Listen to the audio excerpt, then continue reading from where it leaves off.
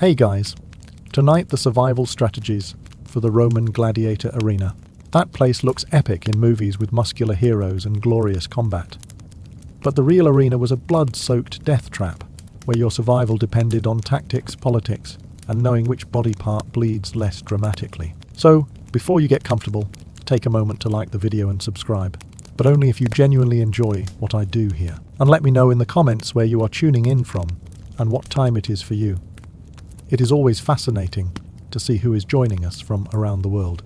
Now, dim the lights, maybe turn on a fan for that soft background hum, and let's ease into tonight's journey together. You are standing in the tunnel beneath the Colosseum, not as a tourist, as a gladiator about to fight for your life. The stone walls are damp. You can hear the crowd above, 50,000 people screaming for blood.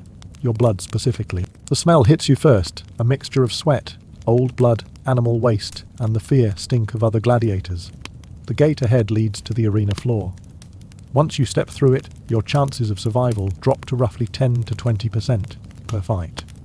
Those aren't great odds. But here is the thing. Some gladiators survived, not just one fight. Dozens. Hundreds in rare cases. They learned the rules of survival in a system designed to kill them. They understood that the arena wasn't just about fighting. It was about performance, politics, and knowing when to fall in a way that looked good enough to spare your life. You could have survived too, if you knew what they knew. Let's talk about what got you here, because understanding your situation is step one of not dying. You are a gladiator, which means you are either a slave, a prisoner of war, a criminal, or you are the kind of person who makes spectacularly bad financial decisions. Free men sometimes volunteered to be gladiators for money and fame. This was stupid.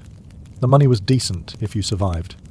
The fame was real, but the survival rate made it an objectively terrible career choice. If you are a slave or prisoner, you didn't choose this. You were bought by a lanista, a gladiator manager who runs a ludus, a gladiator training school. The lanista owns you. He has invested money in you. This is actually good news. It means he wants you to survive, at least initially. Dead gladiators don't make money. Trained gladiators who put on good shows do. Your lanista isn't your friend, but your survival aligns with his profit margin. That is the closest thing to job security you have. The ludus is where you train. It is part prison, part gym, part slaughterhouse prep school. You sleep in cells. You eat high-protein, high-calorie food designed to build muscle and body fat. The fat isn't for aesthetics. It is armor. A layer of fat over your organs can be the difference between a sword cut that looks dramatic and one that kills you. Gladiators were fed barley, beans, and dried fruit. It made them bulky. Audiences liked the look. The fat also meant you bled impressively without dying immediately. Win? Win. If your definition of winning is bleeding for entertainment. Training is brutal. You are learning to fight, but not to fight well in a practical sense. You are learning to fight entertainingly. There is a difference. A real battle is quick and efficient. You kill your opponent as fast as possible. Arena combat is theatre. You need to make it look dramatic. Draw it out. Give the crowd what they want, which is violence that lasts long enough to be satisfying, but ends decisively enough to feel conclusive. Your trainer is usually a retired gladiator who survived long enough to get out. He knows every trick because he used them himself. He'll teach you weapon techniques, but more importantly, he'll teach you how to read a crowd, how to fall dramatically, how to bleed without dying, and how to make a killing blow look heroic. These skills matter more than your sword technique. A mediocre fighter who understands. Showmanship outlives an excellent fighter who treats it like actual combat. Now let's talk about the different types of gladiators, because your survival strategy depends entirely on which type you are. You don't get to choose. Your lanista assigns you a type based on your body type, skills, and what he thinks will sell tickets. There are about a dozen common types. We'll cover the main ones. The mellow is heavily armed and armoured. You've got a large rectangular shield, a gladius short sword, a helmet with a distinctive fish crest, and armour on your sword, arm and left leg. You are slow but protected. Your strategy is defensive. Let your opponent tire themselves out attacking your shield. When they're exhausted, strike. The disadvantage is the weight. You are carrying maybe 30 to 40 pounds of equipment. In the heat of the arena, under the sun, this is exhausting. You overheat faster than lighter gladiator types. Hydration before the fight is critical. Pacing yourself is mandatory. The Thrax is faster and more aggressive. You've got a small square shield, a curved psyker sword, and protective gear on both legs and your sword arm. Your helmet has a griffin crest. The psyker can hook around shields, which is your main advantage. You are matched against murmillows usually. Your strategy is mobility. Keep moving. Don't let the murmillo set their shield and stance. Attack from angles. Hook their shield with your sicker and pull it aside for strikes. The disadvantage is less protection. You are relying on speed and skill over armor. One mistake, and you are exposed. The Resharius is the most unusual and has the highest mortality rate. You've got a net, a trident, and a dagger. That is it. No helmet. No armor except a shoulder guard on your left arm. You are essentially naked compared to other gladiator types. Your advantage is reach and mobility. The trident keeps opponents at distance. The net can entangle them. If you get the net over them, you've won. Stab them while they're helpless. The crowd loves it when the net lands successfully. But if you miss the net throw, you are in trouble. You get one net. Once it is thrown and missed, you are fighting a heavily armored opponent with just a trident and dagger. Your mobility is your only defense. Keep distance. Use the trident to keep them back. Don't let them close the gap. If they get inside your reach, you are probably dead. Resharius gladiators either win decisively or die quickly. There is not much middle ground. The Secutor is specifically designed to fight Reshari. You've got a smooth, egg-shaped helmet with tiny eye holes, a large shield, and a gladius. The smooth helmet prevents the net from catching on it. The tiny eye holes protect your eyes from the trident. Your strategy against a Resharius is simple. Get close. Close the distance as fast as possible. Once you are inside the trident's reach, your sword and shield dominate. The disadvantage is that helmet. The eye holes are so small, your vision is terrible. You are essentially half blind. You overheat inside that helmet, like you are wearing a metal oven on your head. Breathing is difficult. The fight needs to end quickly before you pass out from heat exhaustion. The Hoplomachus is based on Greek hoplite soldiers. You've got a small round shield, a spear, and a sword as backup. You are fighting from range with the spear. Keep your opponent at distance. Stab, retreat, stab, retreat. Don't commit to attacks that leave you off balance. Your shield is small, so you can't rely on it like a murmillo can. Use mobility. The spear is your primary weapon until it breaks. And it will break. Spears in the arena aren't built for durability. They're built to look good and break dramatically. When your spear breaks, switch to the sword and fight more cautiously. You are now at a disadvantage against most other types. Each type has strengths and weaknesses. Your survival depends on understanding your matchup. Murmillo versus Thrax is a classic pairing. The slow tank versus the fast striker. Secutor versus Resharius is another standard match. The counter build versus the high-risk, high-reward build. Knowing your opponent's type before the fight is critical. You study their weaknesses. You plan your strategy. You don't improvise in the arena.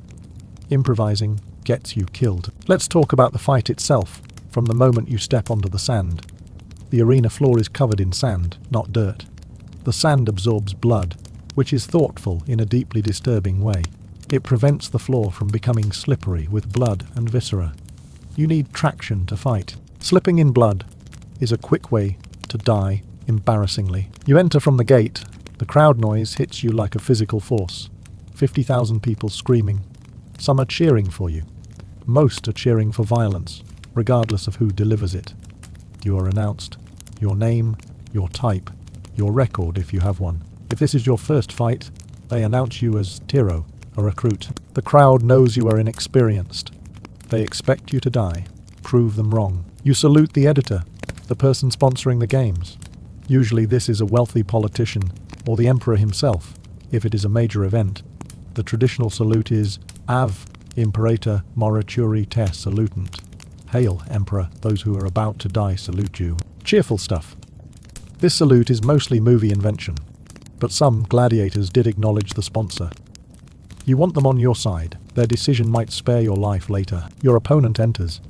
You size them up. Are they favoring one leg? That is an old injury. Target it. Are they breathing heavily already? They're nervous or out of shape. Push them hard early. Do they meet your eyes? Experienced fighters don't. They watch your center mass, your torso. That is where your movements originate. Professionals watch your body. The fight begins with a signal, sometimes a trumpet, sometimes just a command from the referee. Yes, there is a referee. Usually two. They're armed with long staffs, and they enforce rules.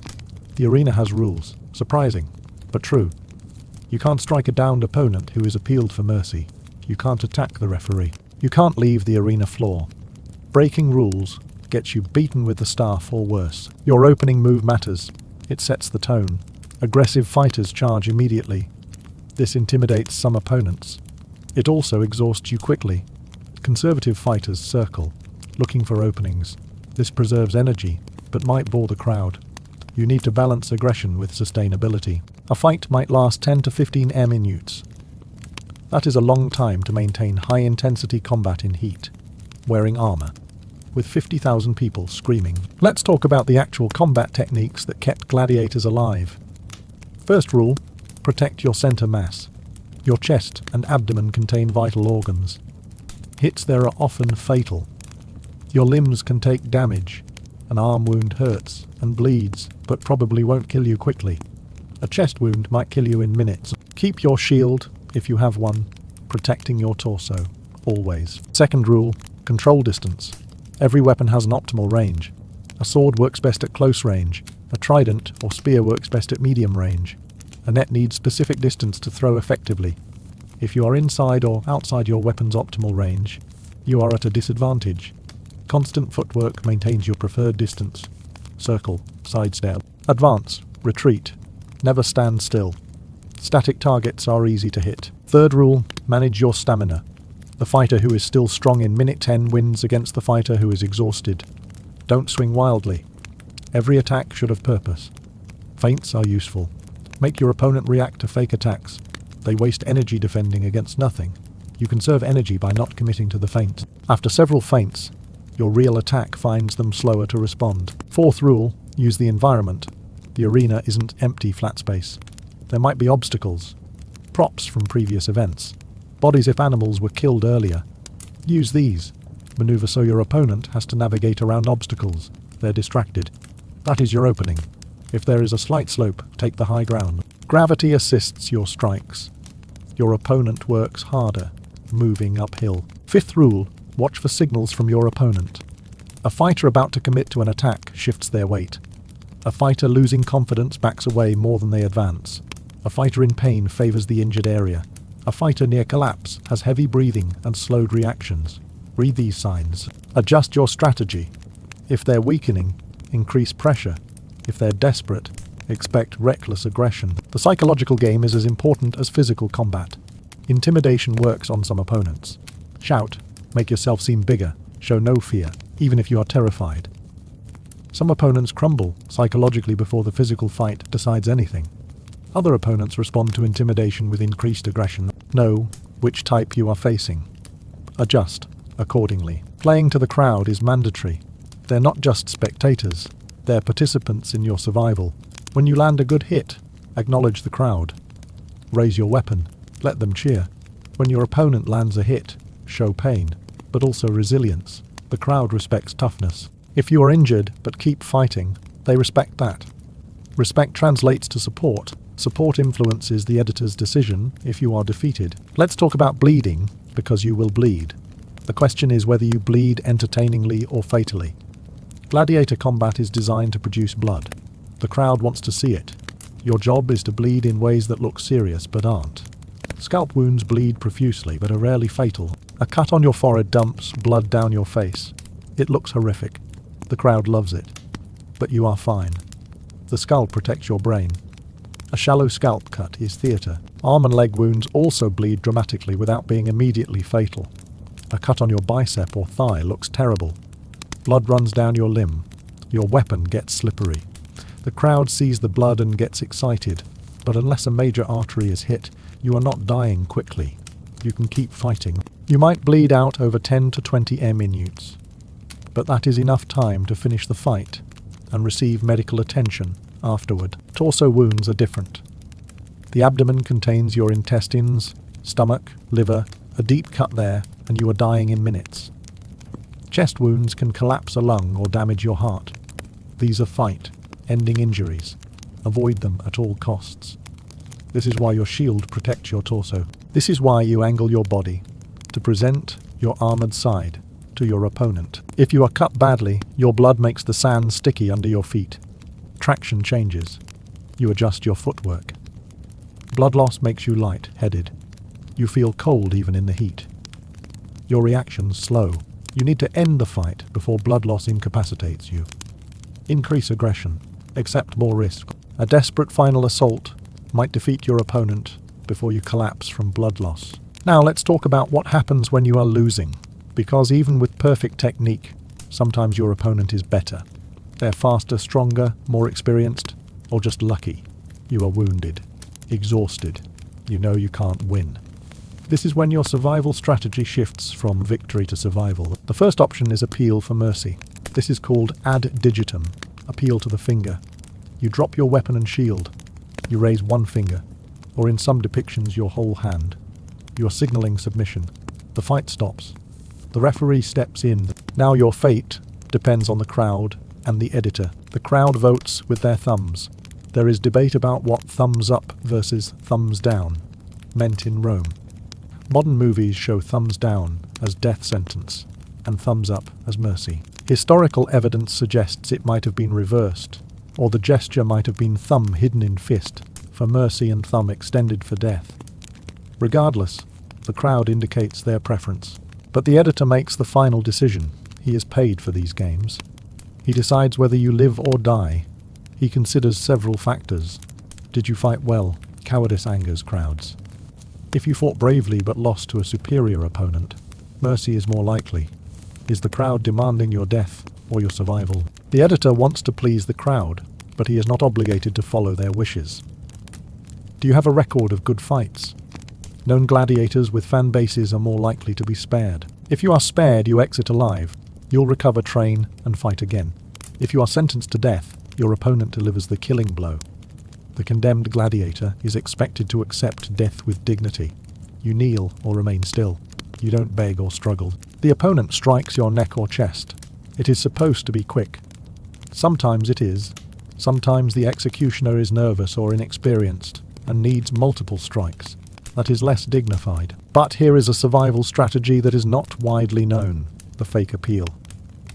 Some gladiators would appeal for mercy to stop the fight and catch their breath. The referee steps in. The fight pauses. The crowd makes noise. The editor considers. And during this pause, the gladiator recovers some stamina. If the editor grants mercy, great. If he doesn't, and demands the fight continue, the gladiator has had 30 to 60 econs of rest. It is a gamble, but in desperate situations, that rest might be the difference between defeat and comeback. Another strategy is the strategic fall. You are not actually defeated, but you fall as if you are. This is theatre. You drop dramatically. Maybe you grab your side as if mortally wounded. The crowd sees a decisive blow. They're satisfied. The fight is entertaining. Your opponent thinks you are done and eases off. In that moment of reduced aggression, you strike. It is dishonourable by any reasonable standard, but honour doesn't help you when you are dead. Some gladiators survived through deception that looked like dramatic combat to the crowd. Let's talk about the aftermath of a fight you survived. You are injured, bleeding, exhausted. You are led out of the arena by attendants. There is a medical team. Roman sports medicine was surprisingly advanced. They understood wound care, infection prevention, and pain management better than you'd expect for the era. Your wounds are cleaned with vinegar or wine. Both have antiseptic properties. Mild acetic acid in vinegar kills bacteria. Alcohol in wine does the same. It stings like hell, but it prevents infection. Infection is what kills most gladiators who survive the initial fight. A cut that seemed minor becomes infected. Fever sets in. You die days later from sepsis. Wound cleaning is critical. Deep cuts are stitched. Roman doctors had needles and thread. The stitching is crude by modern standards, but effective.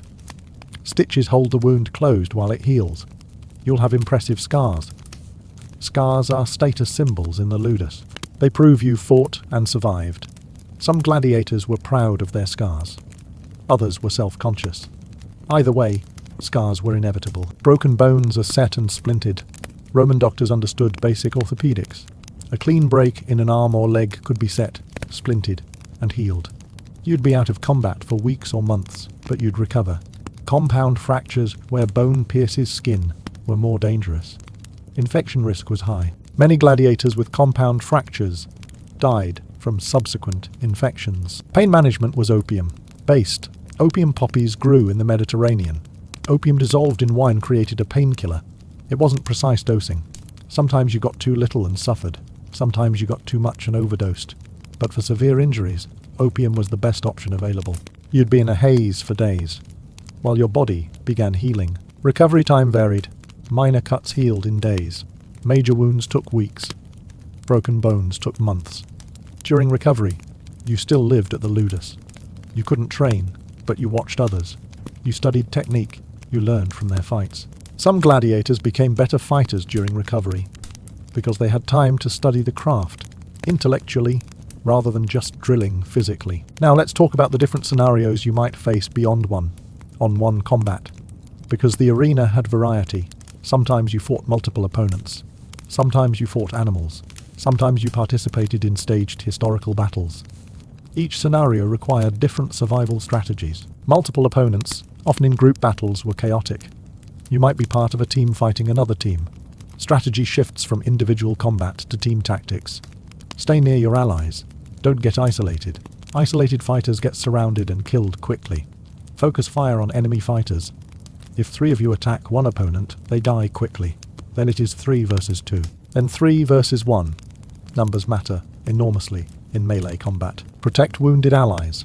If a teammate is injured but still mobile, they can support. If they're abandoned and killed, you lose a fighter. Keep the team together.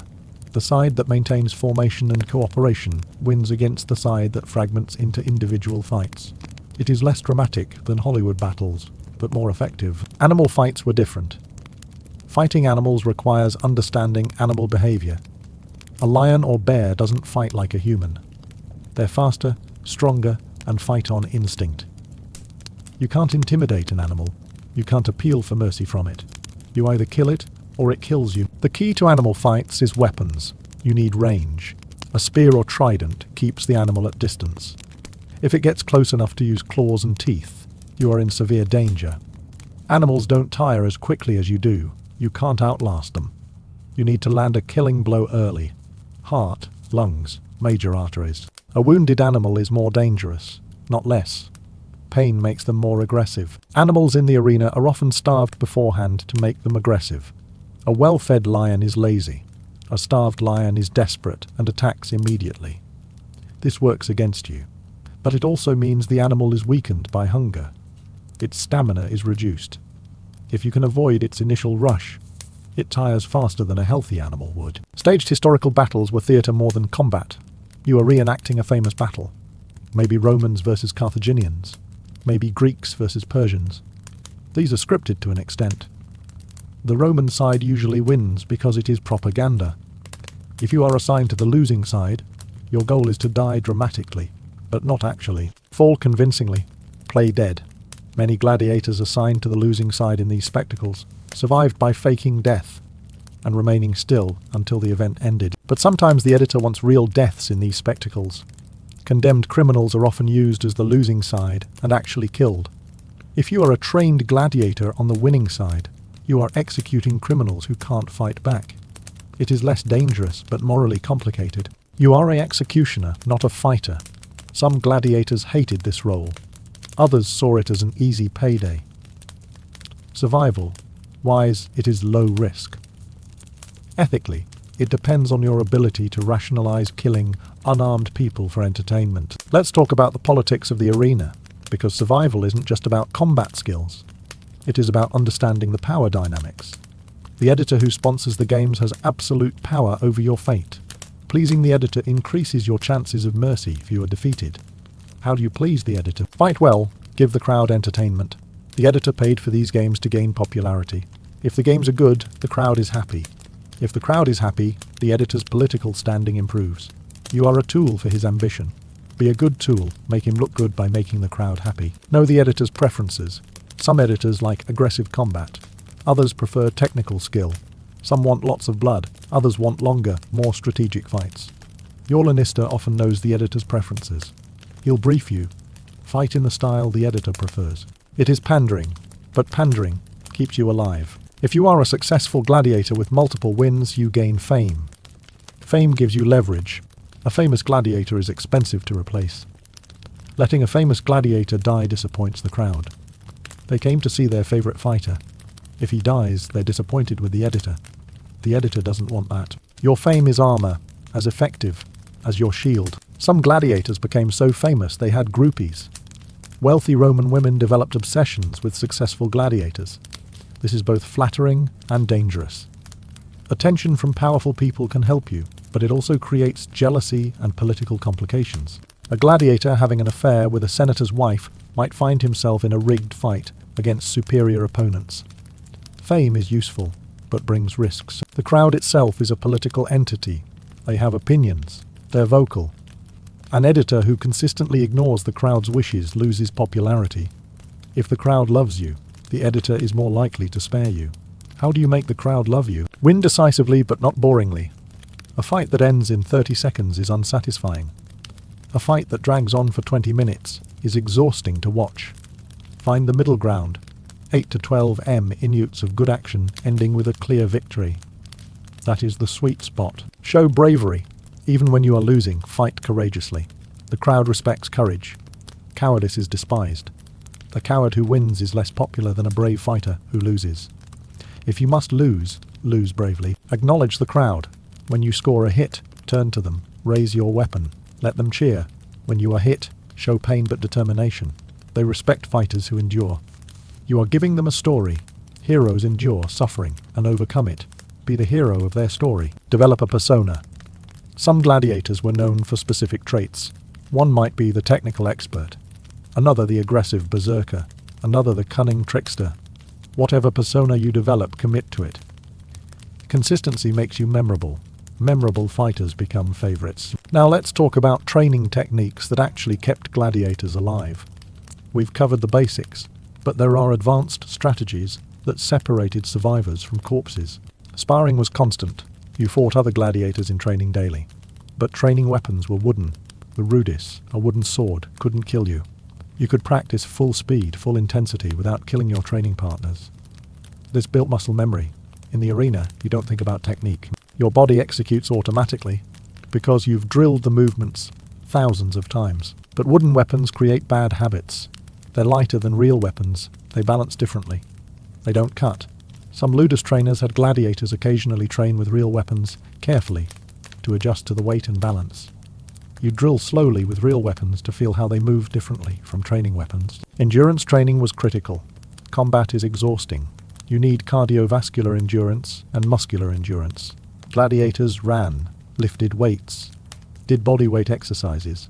The training regimen was brutal but necessary. In the arena, the fighter who is still strong in minute 10 has an enormous advantage over the fighter who is exhausted. Diet was controlled, high protein for muscle building, high carbohydrates for energy, lots of barley and beans. These aren't exciting foods, but they're effective.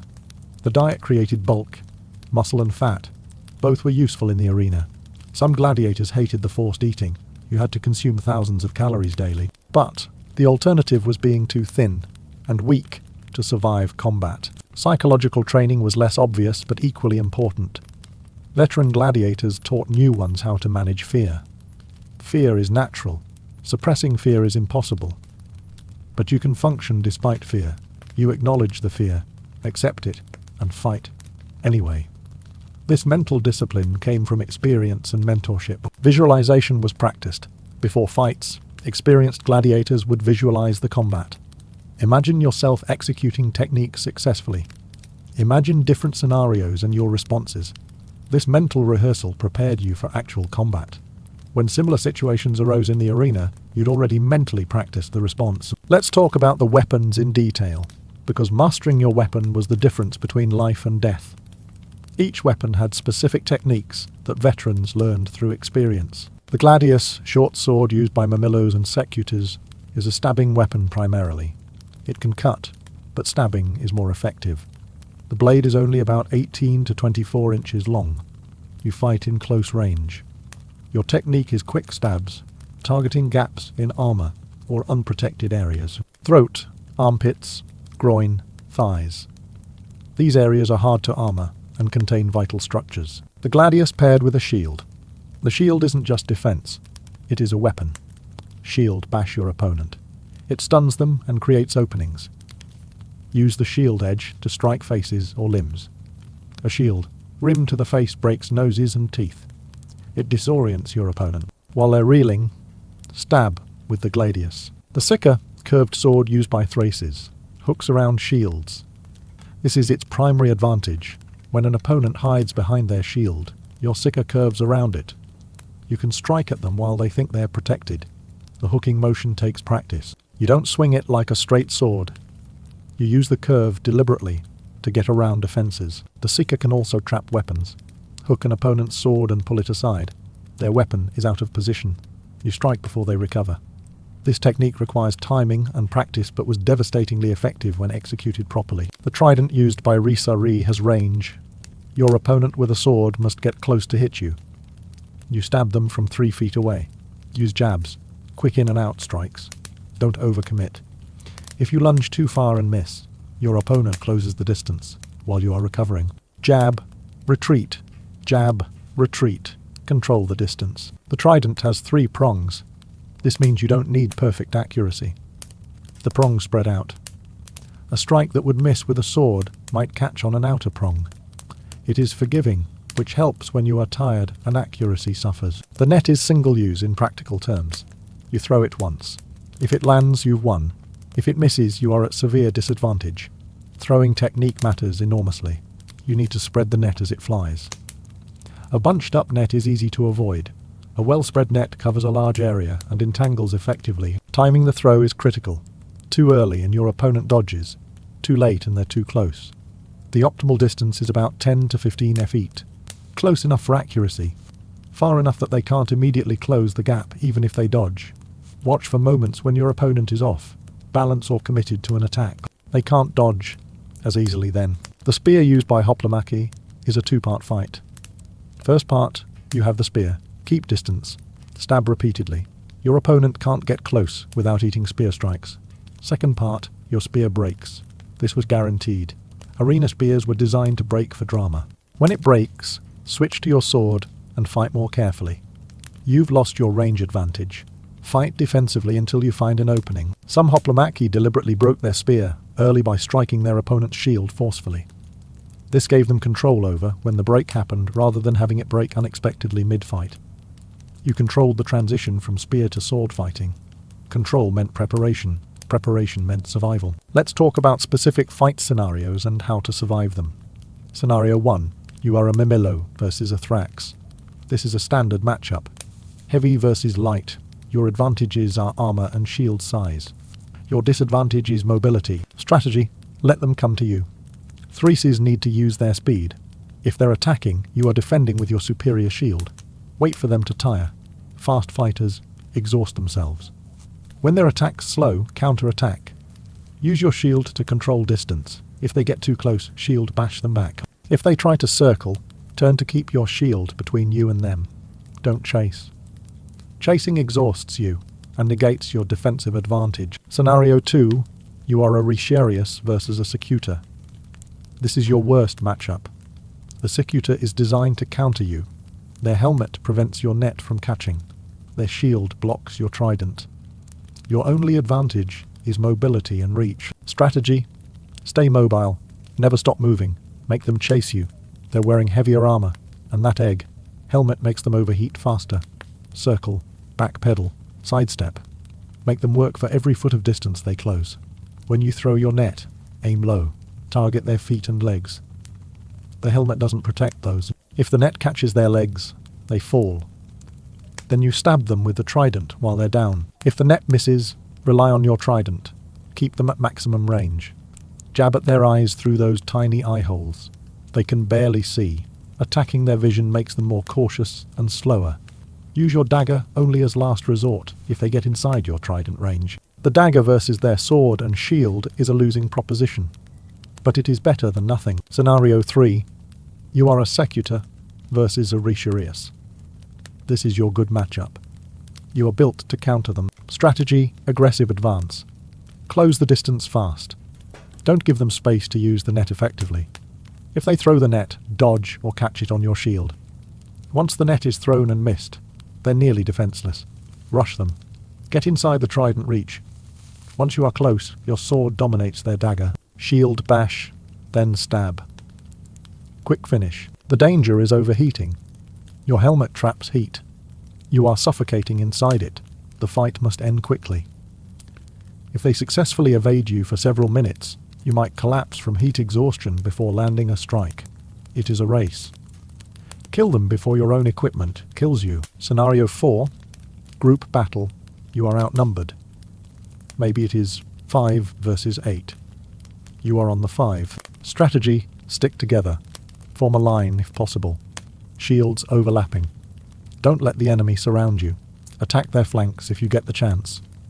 Focus fire. All 5 of you attack one enemy. Kill them quickly. Now it is 5 versus 7. Then 5 versus 6. Reduce their numbers. Don't split up to chase individual enemies. That is how you get surrounded and killed. Scenario 5. Animal fight. You are facing a lion. Strategy: get the first strike. The lion charges fast. You have one chance to land a spear strike before it reaches you. Aim for the chest, heart or lungs. If you hit solidly, the lion might die quickly. If you miss or land a shallow strike, you are in trouble. Drop the spear if the lion gets past it. Draw your sword. Defend your throat and abdomen. Those are what the lion targets. If it latches onto your arm instead, that is better than throat or stomach. An arm can be healed. Disembowelment is fatal. Now let's talk about the economics of gladiator life, because understanding the money explains the system and your place in it. Gladiators were expensive. Buying a slave to train costs money. Training for months costs money. Food, equipment, medical care, housing. A fully trained gladiator represents a significant investment. This is why deaths were less common than movies suggest. Killing a gladiator destroys the investment. Lanisti wanted their gladiators to survive. They trained them to put on good shows without dying. The goal was entertainment, not execution. Executions happened. But they were usually criminals, not trained gladiators. Successful gladiators earned money. Even as slaves, they received prize money for victories. This money could be saved. Some gladiators bought their freedom with accumulated winnings. Freedom came with a rudis, a wooden sword symbolizing their release from service. Freed gladiators could retire, or continue fighting, as free men for higher pay. The truly successful became wealthy. Famous gladiators were paid enormous sums to appear in games. They became celebrities. Some retired rich and comfortable. This was rare, but the possibility existed. That possibility motivated gladiators to survive. Each fight survived, brought you closer to freedom and wealth. But the economics also created pressure. The editor paying for games wanted value. If fights were boring, he looked bad. If gladiators died too quickly, the games ended too soon. If they didn't die at all, the crowd felt cheated. There was a balance. Some blood, some defeats, some deaths, but not too many of each. You were balancing entertainment value against survival instinct. Gambling on fights was huge. Romans bet on gladiator matches like modern people bet on sports. Your odds affected your pay. If you were heavily favoured, your prize for winning was smaller. If you were the underdog and won, the prize was larger. This created incentives for match fixing. Some gladiators threw fights to pay off gambling debts, or earn more money from betting against themselves. Let's talk about the famous gladiators who survived to become legends. Spartacus is most famous, but he was a rebel leader more than an arena gladiator. Flamma fought 34 times, won 21, was defeated 9 times, but spared each time. He was offered freedom 4 times and refused each time. He preferred gladiator life. This seems insane, until you consider that some gladiators became addicted to the fame and crowd adoration. Tetrates was granted freedom after his first fight for fighting so bravely. His opponent was Prudes, who also fought so well. Both were freed simultaneously. This was rare, but shows that exceptional performance could earn early freedom. Hermes was praised by the poet Martial as being skilled in all weapon styles. He could fight as any gladiator type. This versatility made him incredibly valuable. He survived many fights through adaptability.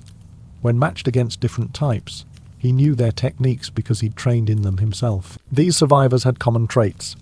Skill, obviously, but also showmanship. They understood the crowd. They managed politics with Lanisti and editors. They were intelligent about their careers. They picked fights they could win when possible. They avoided unnecessary risks. They treated gladiator combat as a job requiring craft, not just violence. Now let's talk about injuries that didn't kill you immediately but ended your career. A severed finger means you can't grip weapons properly. Your career is over. A cut tendon in your arm makes that arm useless. Career over. Blindness in one eye destroys depth perception. Fighting is nearly impossible. Career over. These injuries were common, even if you survived fights. Accumulated damage retired you. Maybe after 5 fights. Maybe after 50. But eventually your body broke down. The question was whether you'd earned enough money or fame to survive retirement. Some retired gladiators became trainers. Others became security guards or bodyguards for wealthy Romans. Some became beggars because they had no other skills. The truly damaged ended up in worse situations. Brain damage from repeated head impacts made some gladiators mentally unstable. They became unemployable. They lived on streets or in institutions. The glory of the arena didn't last. The consequences did. Let's talk about the psychological trauma. You are killing people for entertainment, or they're trying to kill you. Either way, you are participating in mutual attempted murder for crowd approval. This damages the psyche. Modern fighters in controlled sports with safety rules still develop PTSD. Gladiators had no safety rules and fought to the death. Some gladiators became numb to it. Killing became routine. Death became expected.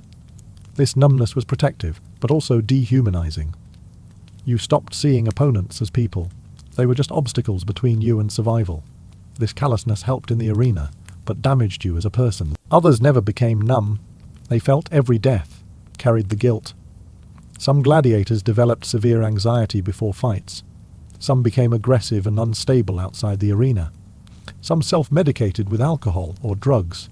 The mental health impacts were severe and unaddressed. Friendships in the ludus were complicated. Your best friend today might be your opponent next week. Do you make friends knowing you might have to kill them? Some gladiators avoided close friendships for this reason. Others formed deep bonds despite the risk. When you did have to fight a friend, it was traumatic for both. You fought to survive, but winning meant killing someone you cared about. Let's talk about the social stigma. Gladiators were famous but also despised. They were considered infames, socially disgraced. Despite celebrity status, they couldn't hold political office.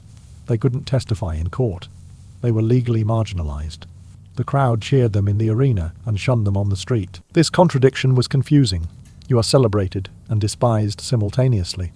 Some gladiators internalized the shame. They believed they deserved the low status. Others rejected the stigma and took pride in their profession. The psychological weight of being both celebrity and outcast affected everyone differently. Women were attracted to gladiators. The danger and violence were appealing to some. But relationships were complicated by social status. A gladiator couldn't marry a respectable Roman woman. If a senator's daughter fell for a gladiator, it was scandal. Some affairs happened secretly. Most were impossible from the start, due to class barriers. Male gladiators were also sexualized. Wealthy Roman women paid for private shows or personal encounters. Gladiators were seen as violent, masculine, sexually potent. This objectification was degrading, but some gladiators accepted it because it came with money and favors. Being a sex symbol was better than being poor. Now let's talk about ways to avoid being a gladiator in the first place. If you are a Roman citizen, don't volunteer. The money isn't worth it. If you are considering it for debt relief, find another solution. Sell property, borrow from family. Anything is better than the arena. If you are enslaved and being sent to the ludus, your options are limited. Escaping is nearly impossible. Ludus security was tight. Escaped gladiators were hunted aggressively. Recapture meant severe punishment and guaranteed death in the arena. Most escape attempts failed. But here is a strategy some used to be terrible at training. If you are incompetent, you are not worth the investment. The lanista might sell you to someone else for different work. Field labor is brutal, but it won't kill you as quickly as the arena. Being deliberately bad is risky. Some lanisti punished incompetence, but it was a strategy. Another option, develop a non-combat skill. If you can cook, do accounting, or repair equipment, you might be assigned support duties instead of combat. Not every person at the ludus was a fighter. There were cooks, doctors, trainers, and maintenance staff. Being valuable in a non-combat role could save your life. Religious conversion sometimes helped. Some Christian slaves refused to fight, citing religious beliefs. Some were executed for this refusal. Others were sold to different owners, who didn't force arena combat. It was a gamble, but for the deeply religious, death as a martyr was preferable to killing for entertainment. Let's talk about the very end, when all strategies have failed and you are about to die. You are defeated. The editor has sentenced you to death. These are your last moments. Roman culture valued dying well. A good death meant facing it with courage and dignity. For a gladiator, this meant accepting the killing blow without begging or struggling. You kneel or remain still. You present your throat or chest. You don't flinch. The crowd respects this. Your opponent respects this. You die on your terms, with whatever dignity the situation allows. Some gladiators used their last moments to speak. A few last words, sometimes defiant, sometimes accepting, sometimes asking their opponent to be quick and accurate. The opponent usually complied. Killing another gladiator was duty, not pleasure for most. They made it quick when possible. The actual kill strike varied. A sword to the throat severed major arteries. Death in seconds from blood loss. A sword to the heart stopped it immediately. Death in moments. A sword to the neck attempted to sever the spine. Instant paralysis and death. The executioner aimed for quick death. Prolonged suffering pleased no one. Your body was dragged from the arena by attendants dressed as charon, ferrymen of the dead in mythology. They wore masks and costumes. It was theatre even in death. Your body went to a mass grave unless you were famous enough for individual burial. Most gladiators ended in unmarked graves with other gladiators. But here is the final survival strategy, the one that sounds impossible. Be so good that you never reach that point. Be skilled enough, entertaining enough, politically savvy enough that you keep winning. Accumulate victories. Gain fame. Earn your freedom. Retire before your luck runs out. This sounds optimistic given the odds. But it happened. Not often, but enough that it was possible. Some gladiators survived 20, 30, 40 fights. They retired free men. They lived relatively normal lives after. They survived the unsurvivable because they mastered the game. The game wasn't just combat. It was understanding that arena fights were political theatre disguised as sport. The combat was real. The death was real, but the presentation was carefully managed. You were an actor who performed with real weapons and real stakes. The actors who understood they were performing survived longer than those who thought it was only about fighting. Playing to the crowd, managing your relationship with your lanista, respecting the editor, maintaining your health, choosing your battles when possible, knowing when to fight aggressively and when to be conservative. All of this mattered as much as sword technique. So could you have survived a gladiator fight? If you learned the right strategies, yes. 1 fight, maybe 2, possibly. 10, unlikely but not impossible. Enough to earn freedom, extremely rare, but it happened. The odds were against you. The system was designed to eventually kill you, but within that system were rules and patterns. Understanding them gave you a chance. Would you have survived? That depends on factors you can't control. Your natural athletic ability, your pain tolerance, your psychological resilience, your luck with matchups and injuries, your ability to entertain crowds and navigate politics. But with the right knowledge and approach, you'd have better odds than most. The gladiators who survived weren't necessarily the strongest or fastest. They were the smartest. They understood the game. They played it well. They lived in a death trap and found the cracks in the system that allowed escape. That is survival. Not just fighting well, but thinking clearly while everyone around you screams for blood. But we're not done, because surviving one type of gladiator fight is just the beginning. The arena had variety, special events, exotic challenges. Your lanista might leash you out for different types of spectacles. Each required different survival strategies. Let's talk about the narmakia, the staged naval battles. These were rare but spectacular. The arena floor was flooded with water. Ships were brought in. Gladiators fought as sailors and marines. You are now fighting on a rocking boat in waste. Deep water wearing armor not designed for swimming. The tactical considerations change completely. Swimming ability became critical. Many gladiators couldn't swim. Roman culture didn't emphasize swimming for lower classes. If you fell overboard in armor, you sank. Drowning was as likely to kill you as your opponent's weapon. Before accepting a narmakia assignment, you needed to know if you could swim. If you couldn't, You needed to avoid falling in the water at all costs. The armor was lighter for Narmakia. Heavy armor meant drowning. You wore less protection. This made you more vulnerable to weapons, but less likely to sink like a stone. The trade-off was necessary. A chest wound might kill you. Drowning definitely would. Ship-to-ship combat had different tactics than arena floor fighting. You couldn't circle your opponent easily on a crowded ship deck. You couldn't retreat far. Space was limited. Fights were closer, more brutal, less technical. It was crowded chaos, with the added danger of water. Boarding enemy ships was the most dangerous moment. You are climbing from one rocking vessel to another, while enemies stab down at you. Your hands are occupied climbing. You can't defend yourself. The first man boarding usually died. The second man had better odds. If you are ordered to board first, that is nearly a death sentence. Some gladiators refused. They'd rather face punishment than certain death. Punishment might be brutal, but it was survivable. Being the first to board was suicide. If your ship was sinking, and they sometimes were for dramatic effect, you had seconds to decide. Abandon ship and risk drowning, or stay on board and go down with it. Neither option was good. The best strategy was jumping to another ship if one was close enough. Risky, but better than drowning in armor. Narmakia spectacles often reenacted historical battles. The Battle of Salamis, the Battle of Actium. You'd be assigned to the winning or losing side. Obviously you wanted the winning side, but assignments weren't always fair. If you were on the losing side, your job was to die dramatically. Some gladiators on the losing side survived by playing dead early in the battle.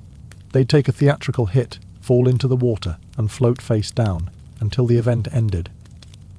If they could hold their breath long enough and the crowd was distracted by other action, they survived. The water in Narmakia was filthy.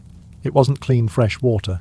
It was canal water, river water, or reused water from previous events. Wounds sustained in Narmakia had higher infection rates. The bacteria in that water was vicious. A minor cut could become infected and kill you days later. Post-Narmakia wound care was critical. Clean the wound immediately. Don't wait. Now let's talk about venations, the animal hunts. You are not fighting another trained human. You are fighting wild animals imported from across the empire. Lions from North Africa, bears from Germania, crocodiles from Egypt, leopards from Asia, bulls from Spain. Each animal required completely different tactics. The venator, the beast fighter, was a specialist. This wasn't something every gladiator did. It required specific training. Animals don't think like humans. They don't get tired the same way. They don't feel fear the same way. They're faster than you expect, stronger than you are prepared for, and they don't care about putting on a good show. Fighting a lion required understanding lion behavior. Lions go for the throat or the back of the neck. They want to suffocate you or sever your spine. Your armor needed to protect these areas. A neck guard wasn't optional. It was life or death. Lions are ambush predators. They stalk. They wait. They charge when you are not looking. In the arena, you couldn't turn your back. Ever. Constant vigilance was the only defense. A spear was the preferred weapon against big cats. Keep distance. Don't let them get close. If a lion gets inside your spear range, you are fighting claws and teeth with a sword. That is a losing proposition. The lion is stronger, faster, better equipped for close combat. Your only advantage is the spear's reach. Use it. The arena floor's sand worked against you in animal fights. Animals had 4 legs with better traction. You had 2 legs and were probably wearing heavy armor. You couldn't outrun them. You couldn't outmaneuver them in sand. Your footwork advantage from human combat meant nothing against a charging bear. You had to stand your ground and land a killing blow. Running just meant you died tired. Bears were different from big cats. Bears are omnivores. They don't have the same predator instincts, but they're stronger. A bear can break your spine with one swipe. It can tear your arm off. Literally. Documented cases exist of bears removing limbs in the arena. The strategy against bears was similar to lions. Maintain distance with a spear. But bears are smarter than lions. They learn quickly. A bear that has been in the arena before knows about spears. It knows to avoid the point. Experienced arena bears were incredibly dangerous because they'd adapted to human weapons. Crocodiles were used in special flooded arena events. Fighting a crocodile is nightmare fuel. They're ambush predators that hide underwater. You can't see them coming. The first sign a crocodile is there is when it explodes from the water and clamps onto your leg. Those jaws, once closed, don't open easily. The bite force is immense. If a crocodile gets your leg, you are probably losing that leg. Amputation was the usual result, even if you survived the fight. The death roll is what makes crocodiles particularly deadly. Once they bite, they spin rapidly to tear flesh and drown prey. In an arena setting with limited water depth, the drowning part was less effective, but the tearing was still catastrophic. If a crocodile started a death roll with part of you in its mouth, you needed help immediately. Other fighters or arena staff with poles and spears had to intervene. You couldn't escape on your own. Bulls were common in the arena, especially in regions with strong bullfighting traditions. A bull charges in a straight line with immense force. Getting hit by a charging bull is like being hit by a small car. Broken bones were guaranteed. Death was likely. The strategy was the same as modern bullfighting. Make the bull miss. Dodge at the last second. Let momentum carry it past you. Then strike while it is turning around. Bulls are fast, but they turn slowly. That is your window. The problem with bulls is they don't tire like humans. A bull can charge repeatedly without exhausting itself quickly. You are dodging, and each dodge drains your stamina. Eventually you are too tired to dodge effectively. That is when the bull kills you. You needed to wound the bull early, slow it down, make it bleed, reduce its ability to charge, then finish it when it weakened. Some venations involved multiple animals released simultaneously. You might face a lion and a bear at the same time. This was chaos. The animals might fight each other, which helped you. Or they might both attack you, which was certain death. You couldn't predict animal behavior. Sometimes a lion ignored gladiators and attacked a bear. Sometimes they cooperated to kill humans first. There was no reliable strategy, except react and survive. Exotic animals were status symbols. Emperors imported rare animals to impress the crowd. Ostriches, elephants, giraffes, hippos. Some of these weren't particularly dangerous, but were difficult to kill. An elephant in the arena was a spectacle. Killing an elephant with ancient weapons was extremely difficult. They're massive, thick hide, small vulnerable points. You needed to target eyes, mouth or underbelly. Anywhere else, and your spear barely penetrated.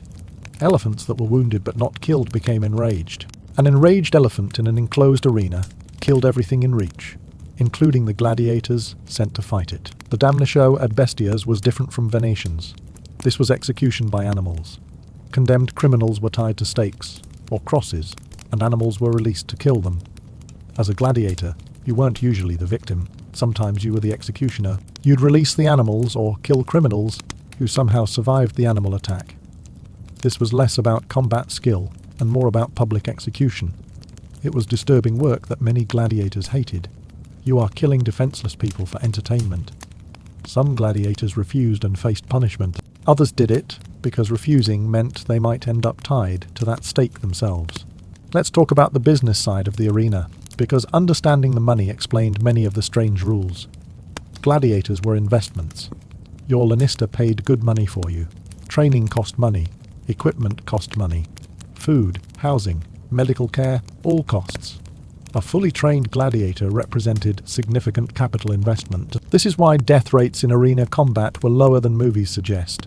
Estimates vary, but roughly 10 to 20% of fights ended in death. Not 100%, not even 50%. Most gladiators survived most fights. Killing gladiators destroyed valuable property. It was bad business. Lanisti pressured their gladiators to put on good shows without dying. Editors who sponsored games wanted spectacle, not constant death. Death was expensive. The rental system was how Lanisti made money. An editor wanted to sponsor games. He rented gladiators from multiple Lanisti. The rental fee depended on the gladiator's fame and skill. A famous gladiator cost significantly more to rent. The editor paid rental fees plus a death insurance deposit. If the gladiator died, the lanista kept the insurance money to cover the loss. If the gladiator survived, the insurance was returned. This system incentivized keeping gladiators alive. Dead gladiators meant financial loss for everyone except the lanista collecting insurance. Betting on gladiator fights was enormous business. Romans bet on everything. Gladiator matches were prime gambling opportunities. Odds were set based on gladiator records, tight matchups, and recent performance. You could bet on who would win, how they would win, how long the fight would last. whether mercy would be granted. The gambling market was sophisticated. This created opportunities for match fixing. A gladiator heavily favored to win could throw the fight.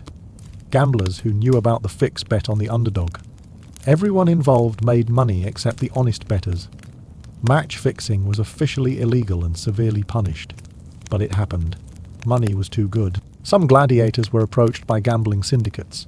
The offer, throw the fight. We'll pay your eventual freedom price.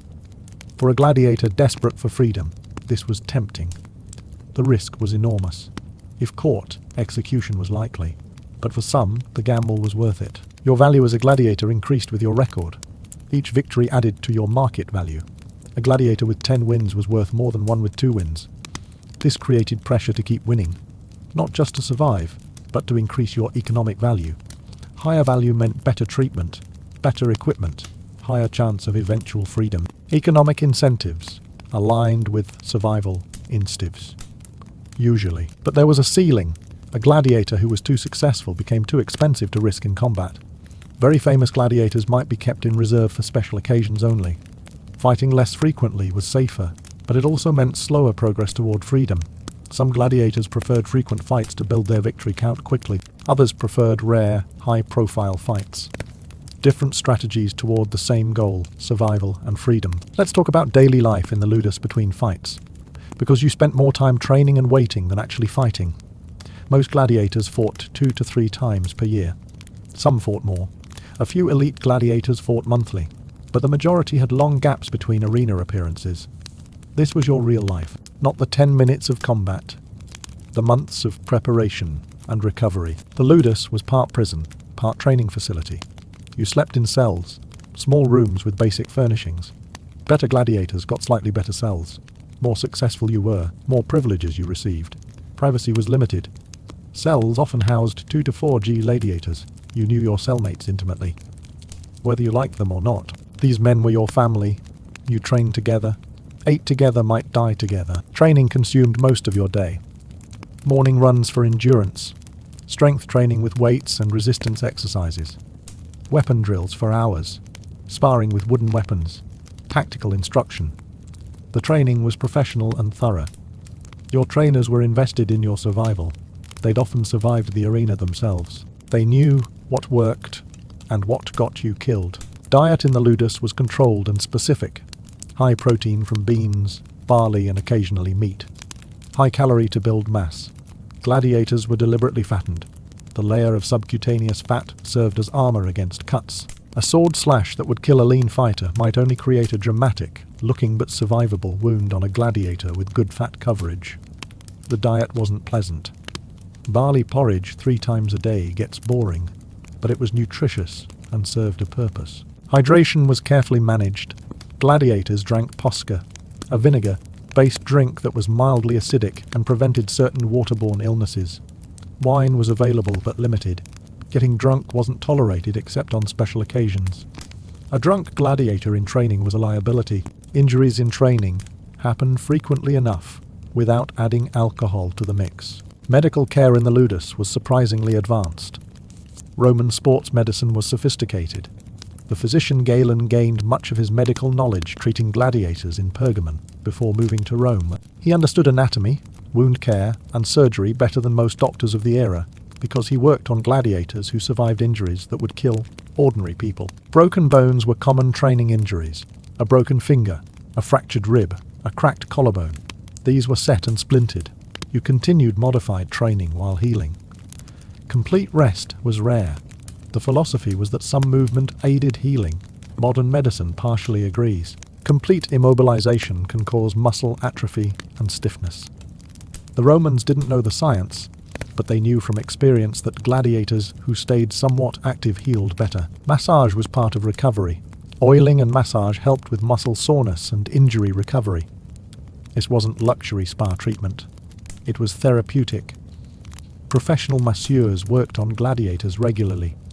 The oil used was usually olive oil. It helped with skin health, reduced friction during massage, and had mild antimicrobial properties. Psychological support didn't exist in any formal sense, but mentorship did. Veteran gladiators informally counseled newer ones. They taught coping mechanisms for fear, techniques for managing pre-fight anxiety, how to process the trauma of killing or nearly being killed. This informal system wasn't perfect, but it was better than nothing. The veterans who survived knew the psychological toll. They helped others survive the same challenges. Relationships in the ludus were complex. Friendships formed despite the knowledge that you might have to fight each other. The lanista sometimes matched gladiators from the same ludus against each other. Economics dictated matchups, not personal feelings. Having to fight a friend was psychologically devastating for both fighters. Some refused and accepted punishment. Others fought but pulled strikes, trying not to seriously harm their friend. This was risky. The crowd could tell when fighters weren't giving full effort. Booing and demands for real combat forced fighters to choose friendship or survival. Romantic relationships happened. Gladiators sometimes formed relationships with each other, with trainers, with household slaves, occasionally with free people from outside. These relationships were complicated by the uncertainty of gladiator life. Making plans for a future when you might die next month was difficult. Some gladiators avoided attachments entirely. Emotional detachment was protective. Others formed deep bonds because the present was all they had. Female gladiators existed. They were rare but documented, called gladiatrices. They fought in specialized matches, often against each other or against dwarfs in novelty matches. The Romans viewed female gladiators as exotic spectacles more than serious fighters. This was both advantage and disadvantage. They fought less frequently, which was safer, but they had fewer opportunities to build records and earn freedom. Female gladiators faced additional social stigma beyond what male gladiators experienced. They were considered particularly shameful. Women of respectable families who became gladiators were utterly disgraced. The ban on female gladiators came in 200 AD under Emperor Septimius Severus. Before that, they'd been legal, if uncommon. The ban came not from concern for women's safety, but from concerns about propriety. Upper class. Women had occasionally volunteered for gladiator combat as a scandalous thrill. This horrified traditionalists. The ban stopped wealthy women from degrading themselves, but it also ended opportunities for enslaved women who might have earned freedom through the arena. Escape attempts from ludus facilities were rare but happened. Security was tight. High walls, guards, chains at night for particularly risky gladiators.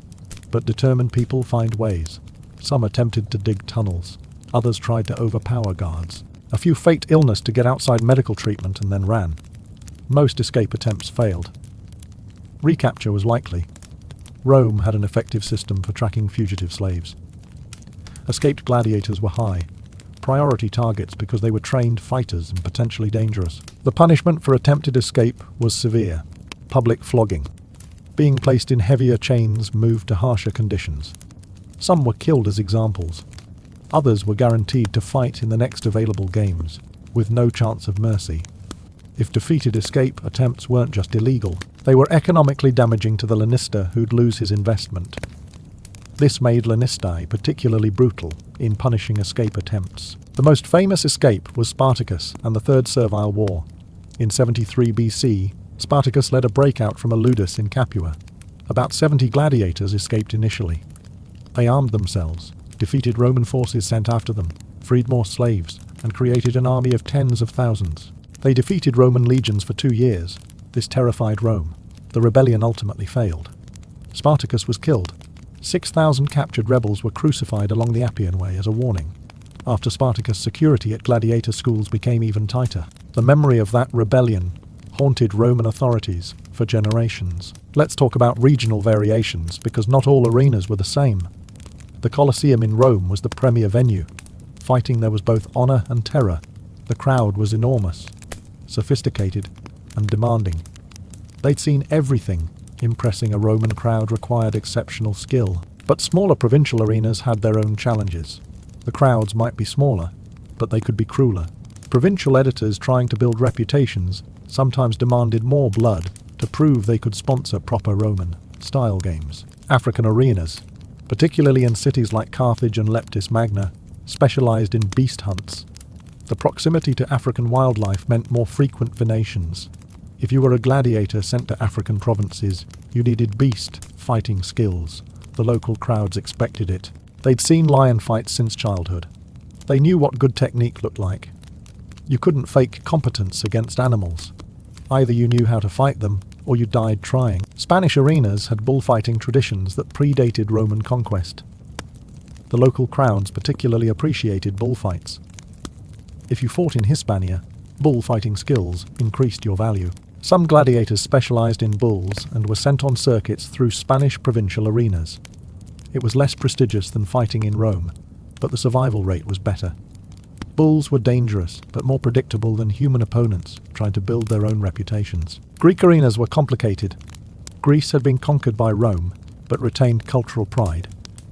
Gladiatorial combat was seen as barbaric Roman entertainment. Greeks preferred their traditional athletic competitions. Fighting as a gladiator in Greek cities meant performing for a crowd that looked down on you even more than Romans did. The payment was often lower. The respect was non-existent, but the fights were less frequent, which meant better survival odds. Eastern provinces, particularly in Asia Minor and Syria, had their own combat traditions that mixed with Roman gladiatorial games. Some arenas featured hybrid events, combining local weapons and fighting styles with Roman gladiator types. This created unusual matchups. A standard murmillo might face an opponent with Persian-style equipment. The tactics you'd trained for didn't always apply. Adaptability was critical in Eastern arenas. Britain's arenas were small and crude by Roman standards. The climate was wrong, too cold, too wet. The crowd was smaller and less sophisticated. But British arenas had one advantage: they rarely attracted the best gladiators. Competition was weaker. If you were a mediocre gladiator who couldn't make it in Italian arenas, Britain offered a chance to build a record against weaker opponents. It was the minor leagues of gladiator combat. Germanic frontier arenas served military audiences. Legionaries made up most of the crowd. They wanted straightforward, brutal combat. No fancy footwork. No theatrical flourishes. Just efficient killing. Fighting for a military audience meant different tactics. They respected practical combat over showmanship. A quick, brutal victory impressed soldiers, more than a dramatic 10-minute display. Seasonal variations affected fighting conditions. Summer fights in southern arenas were brutal. The sand became scorching hot. Touching it with bare skin caused burns. The sun overhead was blinding. Heat exhaustion killed as many gladiators as combat wounds. Fighting in summer required different preparation. Extra water consumption in the days before. Lighter armor if the editor allowed it. Faster, shorter fights to avoid heat exhaustion. A long, drawn-out summer fight in a southern arena might end with both fighters collapsing from heat before either landed a killing blow. Winter fights had opposite problems. Cold made muscles stiff. You needed extra warm-up time. The sand was cold and damp, reducing traction. Wet sand stuck to everything. Your shield became heavier. Your footwork was sloppier. Breathing cold air during intense exertion hurt your lungs. Winter wounds were prone to infection because they healed slower in cold conditions. But winter crowds were smaller and less bloodthirsty. People didn't want to sit in cold stone seats watching entertainment for hours. Winter fights were shorter, which improved survival rates. Rain turned the arena into a mud pit. This fundamentally changed combat. Footing was treacherous. Every step was uncertain. Heavy gladiators like murmillos were at severe disadvantage.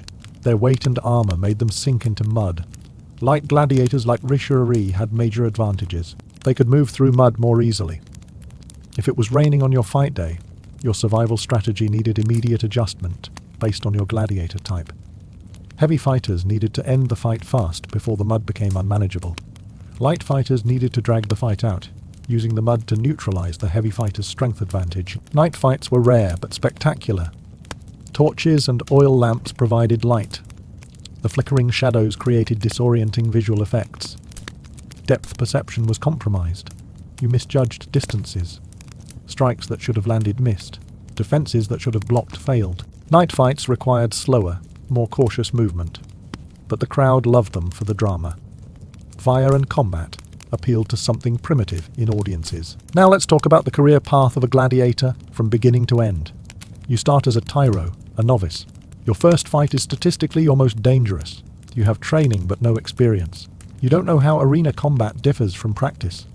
The noise, the fear, the reality of trying to kill someone who is trying to kill you. None of this was part of training. Many tyros froze in their first fight. Panic took over. Training disappeared.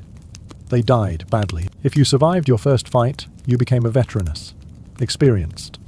Each subsequent fight added to your record. Romans tracked gladiator records like modern sports statistics. Wins, losses, draws, how many opponents you'd killed, how many times you'd been spared. These statistics determined your value and your matchups. The rankings were informal but real. Bottom-tier gladiators fought other bottom-tier fighters. These were the openers, the warm-up fights before the main events. The crowd barely paid attention. This was simultaneously insulting and safer. Less attention meant less pressure. Defeat didn't necessarily mean death, because the crowd didn't care enough to demand it. Mid-tier gladiators fought in the middle of the program, better opponents, more crowd attention, higher stakes. This was where you built your reputation. String together several mid-tier wins, and you moved up. Lose badly and you dropped back down. Mid-tier was a grind. Most gladiators spent their entire careers here.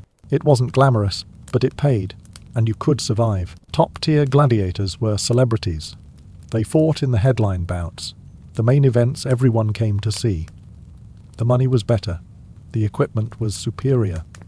The medical care was the best available, but the opponents were the most dangerous fighters in the empire. And the crowd expectations were immense. A boring fight from top-tier gladiators enraged audiences. You were paid to deliver spectacular combat. Anything less was failure. Prima Palus was the absolute top rank, the first sword, the best gladiator in the ludus. If you achieved Prima Palus status, you were famous empire-wide. Your name was known. People bet enormous sums on your fights. Emperors requested you by name for special events. The money could buy your freedom after enough fights. But Prima Palus fighters faced expectations that were almost impossible to meet consistently. One bad fight and your reputation suffered. Two bad fights and you were yesterday's champion. The pressure was immense. Retirement was possible but complicated. If you survived long enough and won enough fights, you might be granted the rudis, the wooden sword symbolizing freedom and retirement. This was the dream. Freedom from the arena. You'd survived the unsurvivable. Some freed gladiators became trainers, passing on their knowledge. Others became bodyguards for wealthy Romans who wanted protection from someone who'd killed men for a living. A few opened businesses with their prize money. The smart ones left Rome entirely, going somewhere their past wouldn't follow them. But retirement often failed. Former gladiators struggled to adapt to normal life. The skills that kept you alive in the arena didn't translate to peaceful existence. The psychological damage was permanent. Many retired gladiators drank heavily. Some became violent over minor disputes. Others couldn't handle the absence of crowd adoration and became depressed. Some actually volunteered to return to the arena because civilian life was harder than combat. They'd survived the physical danger of the arena, but couldn't survive the psychological aftermath. The rudis itself was a simple wooden sword, but it symbolized everything. It meant you'd beaten the system. You'd entered the arena as property and left as a free person. Very few gladiators achieved this. Most estimates suggest fewer than 10% of gladiators lived to earn the rudis. The rest died in combat, from infection, from training injuries, from suicide, or from the accumulated damage that made them too broken to continue. Let's talk about the preparation rituals before fights. The night before a fight, gladiators attended the Cena Libera, the free meal. This was a public banquet where gladiators ate elaborate food while spectators watched. It sounds bizarre, and it was. You are eating what might be your last meal while strangers stare at you. Some gladiators ate heavily, figuring they might as well enjoy good food before dying. Others couldn't eat at all, too nervous. The smart ones ate moderately, enough for energy, but not so much that a stomach full of food made them sluggish in combat. Spectators at the Cena Libera placed bets based on how gladiators behaved. A gladiator who ate confidently was seen as likely to win. One who looked nervous was written off. This created psychological pressure to appear confident, even when terrified. You performed confidence you didn't feel because it affected betting odds, which affected how much money the editor made, which affected whether he'd spare you if you lost. The morning of the fight involved weapons inspection. You were issued your equipment. The weapons were real and sharp, verified before witnesses. This prevented accusations of unfair advantages. Everyone fought with standardized equipment for their type. The inspection was thorough. Blade sharpness tested. Armor checked for defects. Shields examined for hidden reinforcement. Everything was regulated to ensure fair combat. Fair in the sense that both fighters had equal equipment. Not fair in the sense that fighting to the death for entertainment was fundamentally unjust. Armor and weapons were maintained by specialized craftsmen employed by the ludus. These weren't your personal possessions. You were issued equipment for the fight and returned it afterward. This made economic sense for the lanista, but created problems for fighters. You couldn't customize equipment to your preferences. The sword you used might be unfamiliar. The shield might be heavier than what you trained with. Adapting to your issued equipment was part of the challenge. Some gladiators paid craftsmen to adjust equipment before fights. A slightly longer grip on a sword. Padding adjusted in armor for better fit. These small modifications were technically against rules but widely practiced. If you had money from previous victories, investing in equipment modifications improved your survival odds. Gladiators without money fought with whatever they were issued and hoped for the best. Oil was applied before fights. Your skin was oiled to make it harder to grab. This was practical and theatrical. An oiled body looked better under sun, muscles more defined. But it also made grappling more difficult. If your opponent tried to grab you, their hands slipped. In close combat, this could save your life. The oil was usually olive oil, sometimes mixed with sand to create better grip on weapons. The sand-oil mixture was gritty and uncomfortable, but functional. Medical staff stood ready at arena exits. These were skilled physicians, the best available. Their job was to save wounded gladiators who survived fights. Speed was critical. A gladiator wounded in combat needed immediate care.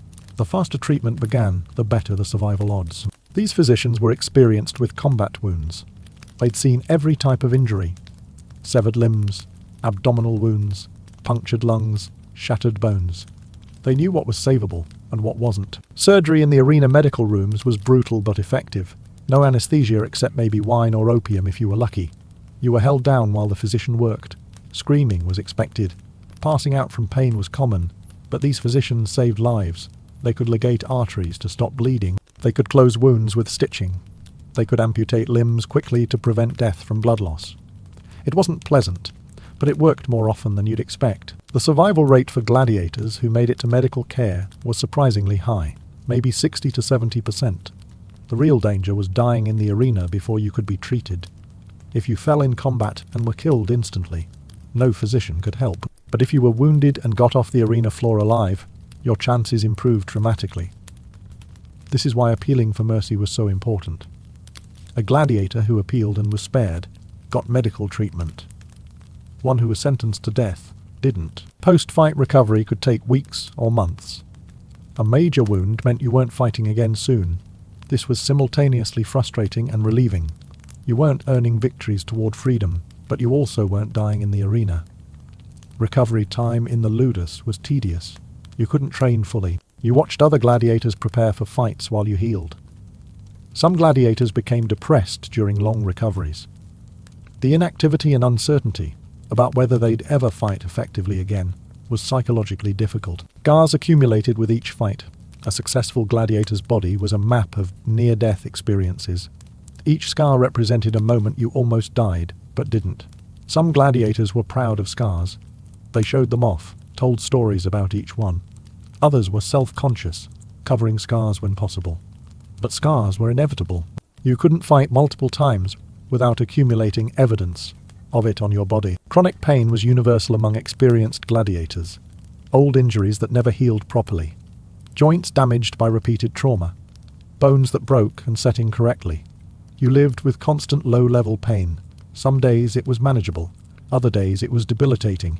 Pain management options were limited. Willow bark tea for its mild pain relieving properties. Opium for severe pain. But addiction was a real risk. Most gladiators just endured pain. Complaining didn't change anything. Let's talk about the superstitions and rituals gladiators developed. When you face death repeatedly, you look for any advantage, rational or not. Many gladiators developed pre-fight rituals. Wearing a specific piece of clothing, eating a specific food, praying to a specific god. These rituals provided psychological comfort, a sense of control in a situation where you had very little. Religious beliefs among gladiators were complex. Some prayed to Mars, god of war, others to Nemesis, goddess of revenge and fortune, some to Hercules, the ultimate warrior. A few converted to mystery religions like Mithraism that emphasized brotherhood and facing death. Christianity appealed to some gladiators, particularly the promise of eternal life after death. When your mortal life might end next week, eternal life becomes appealing. Omens were taken seriously. A bird flying a certain direction, a dream the night before the fight, an unexpected sound during preparation. Gladiators interpreted these as signs of their fate. If the omens were bad, some gladiators fought more cautiously or tried to postpone the fight by faking illness. If the omens were good, they fought with confidence. Whether the omens actually predicted anything is questionable, but belief affected performance. A gladiator who believed he'd win fought more confidently. Curses and curse tablets were used. If you had a personal enemy, you might commission a curse tablet asking the gods to harm them. These were lead tablets with curses written on them, buried near temples or thrown into sacred springs. Did they work? Number did gladiators believe they worked? Many did. Psychological warfare was real, even when the methods were superstitious. Lucky charms were common. A small medallion with a god's image, a piece of jewelry, a lock of hair from a loved one. Gladiators carried these into battle, hidden under armor. If you died, these items were supposed to be sent to your family. Often they weren't. They disappeared into the pockets of arena staff. But the psychological comfort of having them mattered. Now let's talk about what happened to gladiators who became too injured to fight. Career. Ending injuries were common. A severed tendon in your sword arm meant you couldn't grip weapons. A blinded eye destroyed depth perception. A leg injury that never healed properly prevented proper footwork. These injuries didn't kill you immediately, but ended your fighting career. A gladiator who couldn't fight was economically worthless to his lanista. If you were a slave, you might be sold to someone else for different work. Maybe you became a manual laborer, maybe a household slave. Your value had dropped because you could no longer generate income in the arena. If you were a free volunteer who'd signed a contract, the contract might be terminated. You'd be released, but with no money and no prospects. Fighting was your skill. Without the ability to fight, you had nothing. Some ludus schools kept permanently injured gladiators as support staff. You couldn't fight, but you could help train others. You could maintain equipment. You could do administrative work. This was better than being sold to a worse situation. Some Lanistae had enough compassion or practical sense to retain experienced gladiators in non-combat roles. But this was generosity, not obligation. Many gladiators were simply discarded when they became too injured to be profitable. Begging was a common fate for injured gladiators. You'd seen the arena, survived it, but your body was too broken for regular work. You stood on street corners asking for charity. Some Romans gave money out of respect for what you'd endured. Others ignored you. A few spit on you for being a failure. The fall from celebrated fighter to ignored beggar was psychologically devastating. Suicide rates among retired and injured gladiators were high. Exact statistics don't exist, but contemporary sources mention it frequently enough to suggest it was common. The reasons varied. Chronic pain with no relief. Psychological trauma from years of killing. Loss of purpose after the arena. Depression from going from celebrated to ignored.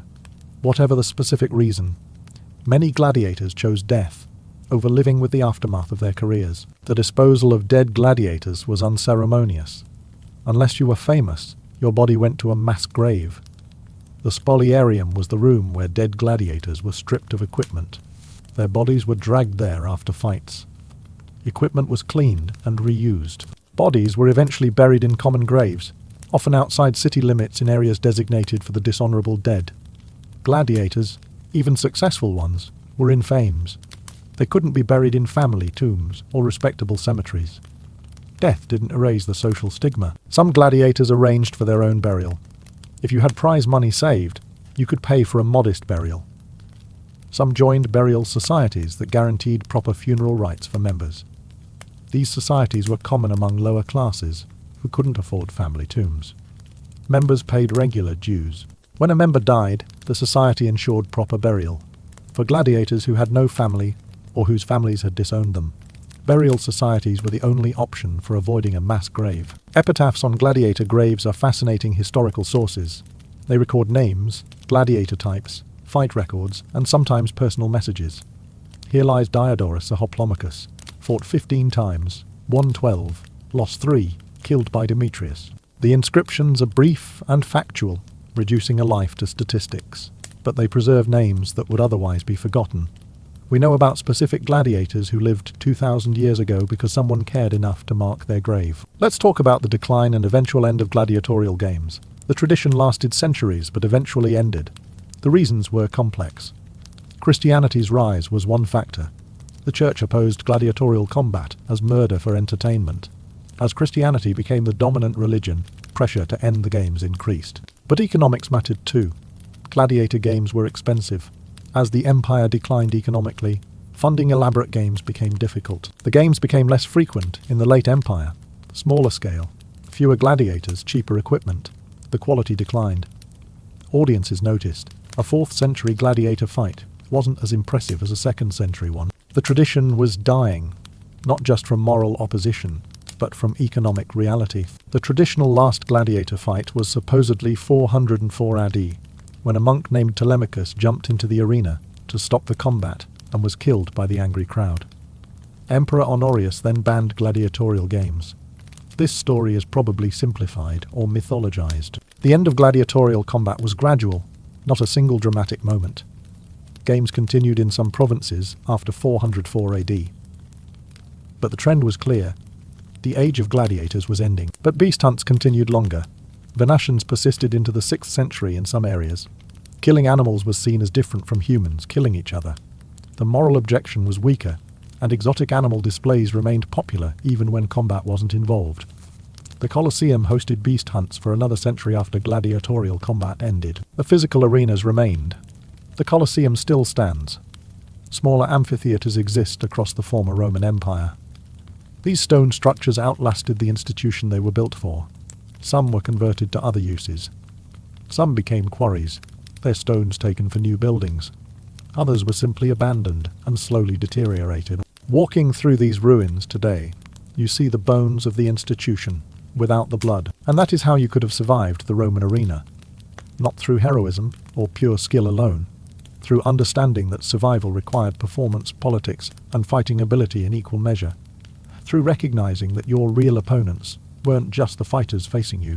They were infection, heat exhaustion, career, ending injuries, the fickleness of crowds, the economic pressures on your lanista, the political ambitions of the editor, the unpredictability of animal behavior, the psychological trauma that accumulated with each fight, and the simple bad luck of being matched against someone better on a day when the crowd wanted blood. You survived by learning your gladiator type thoroughly, by understanding weapons and using them correctly, by reading opponents and crowds with equal skill, by managing your health between fights, by building a reputation that made you valuable enough to spare, by navigating the social dynamics of the ludus without making deadly enemies, by knowing when to fight aggressively and when to be conservative, by playing dead convincingly when necessary, by making your defeats look noble enough that mercy seemed appropriate, by entertaining audiences, even when exhausted and injured. You survived by being smart, not just strong, by being adaptable, not just skilled, by being politically aware, not just combat, capable, by treating the arena as theatre with deadly stakes, not just as combat, by understanding that you were performing as much as fighting. The gladiators who survived longest were the ones who understood they were entertainers, who happened to use real weapons, not just warriors who happened to have an audience. Do all of this successfully, accumulate enough victories, gain sufficient fame, avoid fatal injuries and fatal infections, navigate the politics and economics, maintain your psychological stability despite repeated trauma, and you might have lived long enough to earn your freedom, to receive that wooden sword that meant you'd beaten a system designed to kill you, to walk out of the arena for the last time as a free person instead of as a corpse, which, in the context of ancient Rome, where you started as property and faced death repeatedly for public entertainment, was about the best outcome you could possibly hope for. Most didn't achieve it. The odds were against you from the first moment you entered the ludus. But some did survive. Some beat the odds. Some lived to tell their stories. And their survival came not from being heroes, but from being intelligent, adaptable, and ruthlessly practical about doing whatever it took to see another sunrise. But let's get more specific about the actual day of a fight, because knowing the timeline and what to expect at each stage could mean the difference between life and death. You wake up on fight day knowing this might be your last morning. The knowledge sits in your stomach like a stone. Some gladiators vomited from stress. Others couldn't sleep the night before. Your body knew what was coming even if your mind tried to stay calm. Morning began with a light meal. not the heavy breakfast of training days. You didn't want a full stomach when fighting. If you took a body blow with a stomach full of food, you'd vomit. Vomiting in your helmet was dangerous. You could choke. You could aspirate. A light meal of bread and watered wine was standard. Enough for energy, not enough to be a liability. You dressed in your regular clothes, not gladiator equipment yet. The walk to the arena was done in civilian clothing. Some gladiators were transported in covered wagons. Others walked through streets. The public saw you as a normal person before you became a spectacle. Some people cheered. Others ignored you. A few spit or threw things. Gladiators were celebrated and despised simultaneously. Arriving at the arena, you were taken to the spoliarium, the waiting area beneath the arena floor. This was where gladiators waited their turn. The room was crowded. Dozens of fighters waiting for their matches. The smell was sweat, fear, and the oil being applied to bodies. The noise was a mix of nervous conversation, prayer, and the sounds from the arena above. Crowd roars, weapon impacts, screams. You heard the fights happening before yours. Each scream reminded you that you were next. Equipment was distributed based on your match assignment. You learned what gladiator type you'd be fighting as only hours before, sometimes minutes before. The lanista or his representative announced the match. This was when you learned your opponent's name, their record, their type. If you were lucky, you'd face this person in training and knew their weaknesses. If you were unlucky, they were an unknown quantity from a different ludus. Unknown opponents were terrifying. You had no information, no weaknesses to exploit. You fought blind. The probatio, the equipment inspection, came next. Officials checked every piece of equipment for both fighters. The blade sharpness was tested on a piece of wood. If it cut cleanly, it was sharp enough. Your armor was examined for illegal reinforcement. Your shield was checked for weight and construction. The goal was preventing anyone from having an unfair advantage. In theory.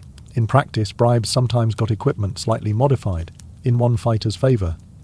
If you suspected your opponent had bribed the equipment inspector, you could protest, but proving it was difficult.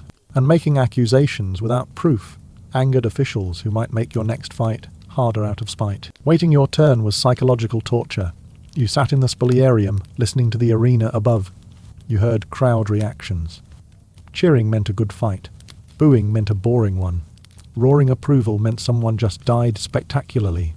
You'd be up there soon, creating those same sounds, or being the reason for them. Time moved strangely. Minutes felt like hours. Then suddenly you were being called, and there was no more time. The walk through the tunnel to the arena entrance was the longest walk of your life. The tunnel was dim, cool, quiet, compared to what waited above. Some gladiators used these final moments to pray. Others went through mental rehearsal of techniques. A few made deals with the gods, promising offerings if they survived. The Christian gladiators prayed to their god for strength or for mercy in death. Everyone handled those final minutes differently. Then you stepped into the sunlight. The sound hit you like a physical force. 50,000 people screaming. The brightness was blinding after the dim tunnel. You squinted, eyes adjusting. The sand beneath your feet was soft but firm. The arena was huge, larger than it looked from outside. You felt small, exposed. Every eye was on you and your opponent. The introduction was part of the show. Your name was announced, your record, your previous victories. If you were a Tiro, your novice status was announced, and the crowd reacted. Some crowds loved seeing new fighters, fresh blood. Others preferred veterans with established records. The crowd's reaction to your introduction told you how they felt about you before the fight even started. Cheering meant they wanted you to win. Silence meant indifference. Booing meant they wanted to see you lose, preferably violently. Your opponent entered from the opposite gate. You sized each other up across the sand. Eye contact or no eye contact was a decision. Some gladiators stared down opponents, intimidation tactics. Others deliberately avoided looking, focusing on strategy, not psychology. You noted how they moved.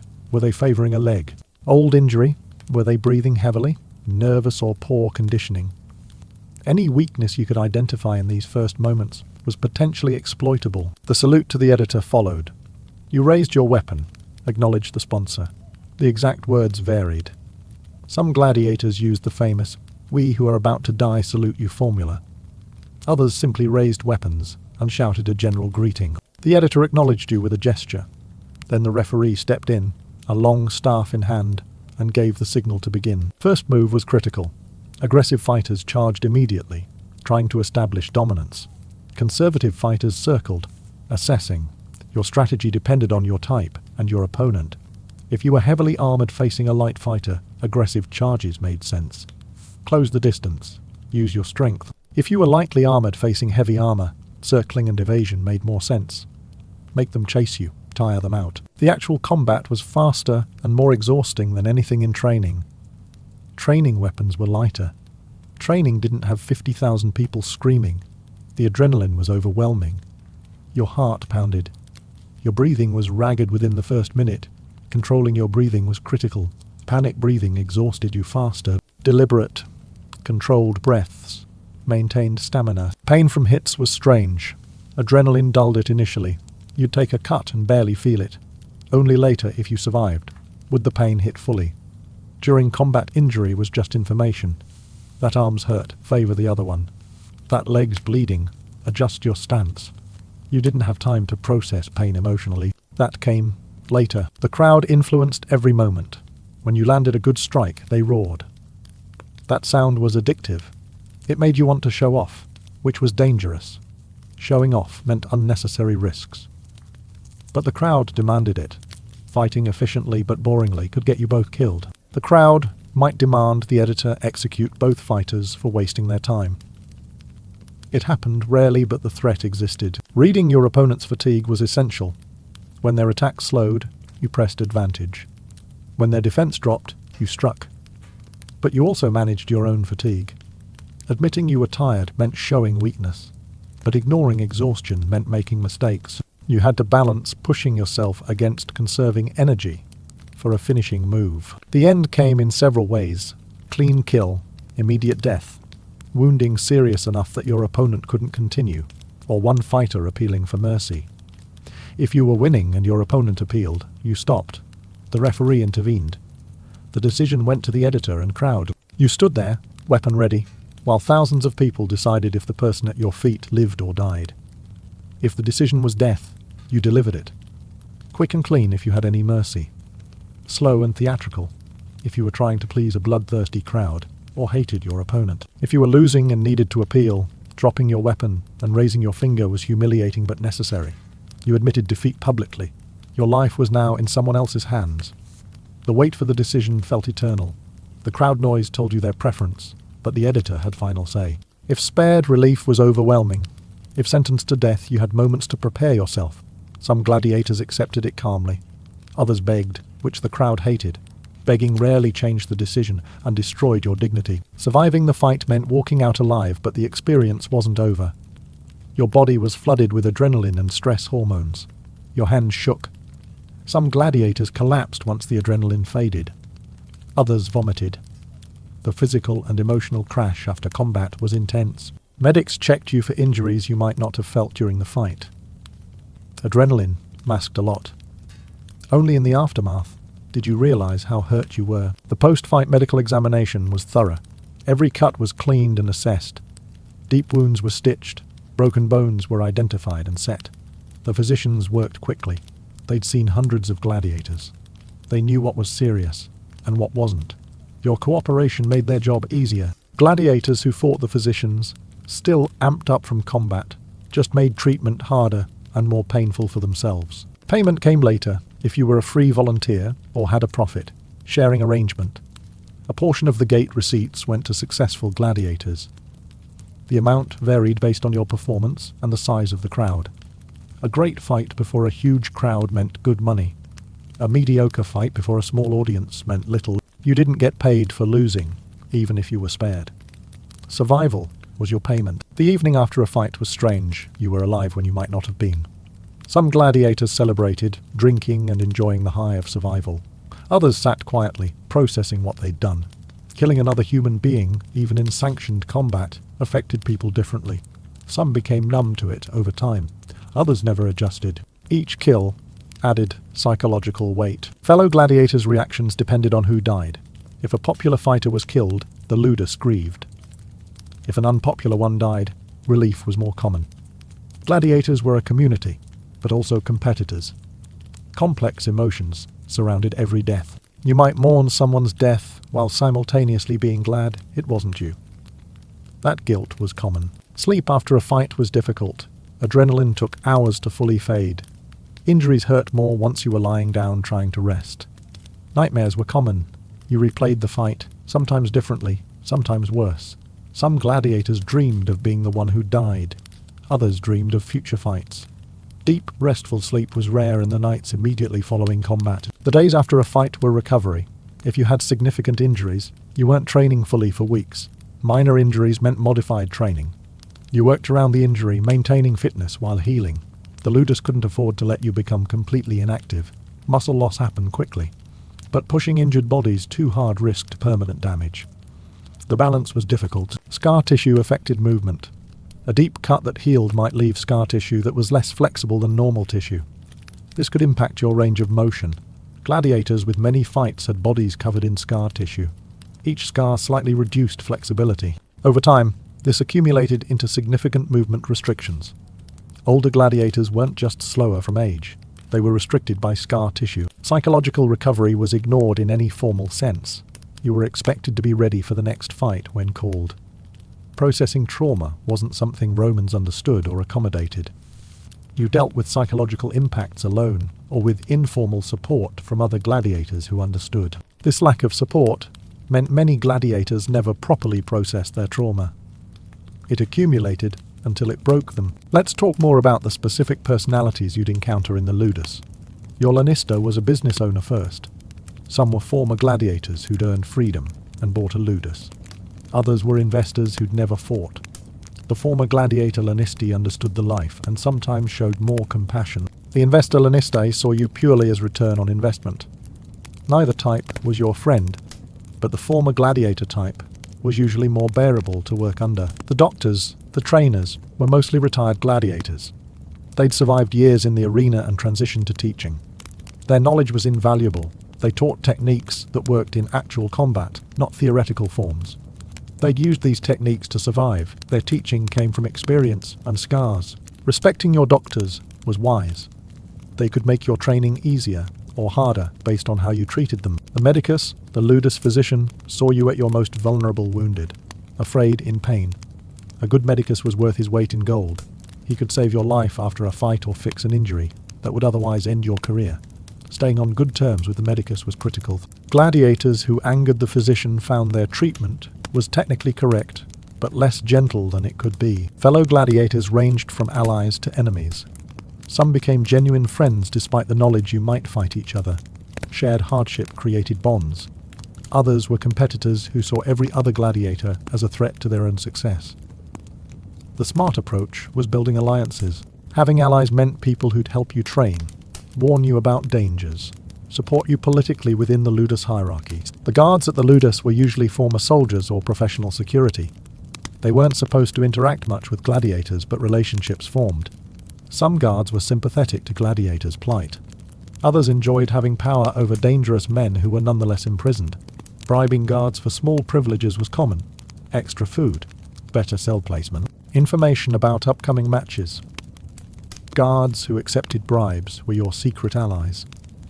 Guards who didn't were just obstacles. Support staff included cooks, cleaners, equipment maintainers, and various servants.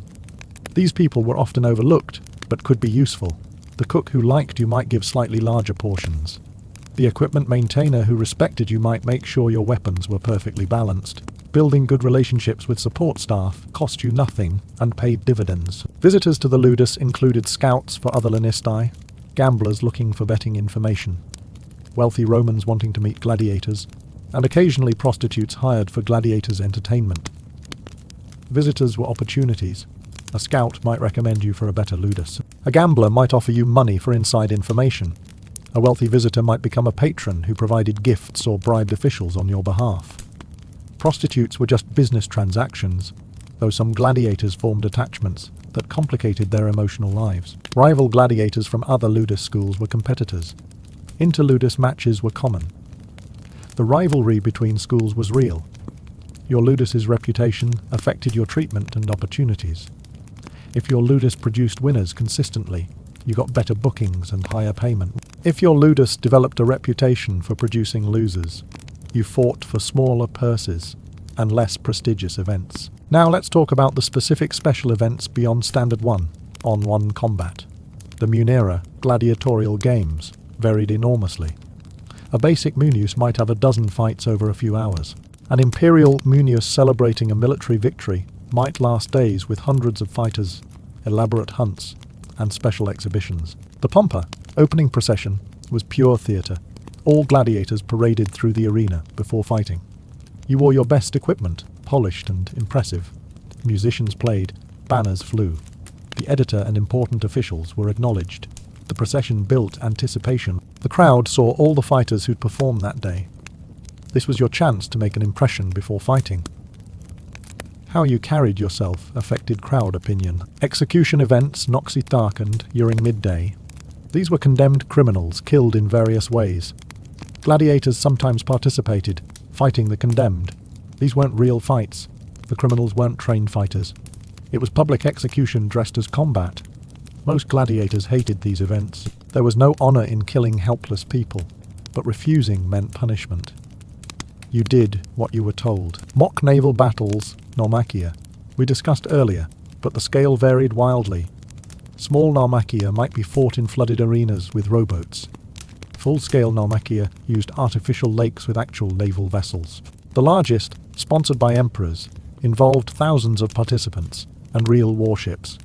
These were spectacles of enormous expense and complexity. Surviving a major Naumachia was as much about avoiding drowning and trampling as combat. Gladiatorial banquets, convivium gladiatorum, happened before major games.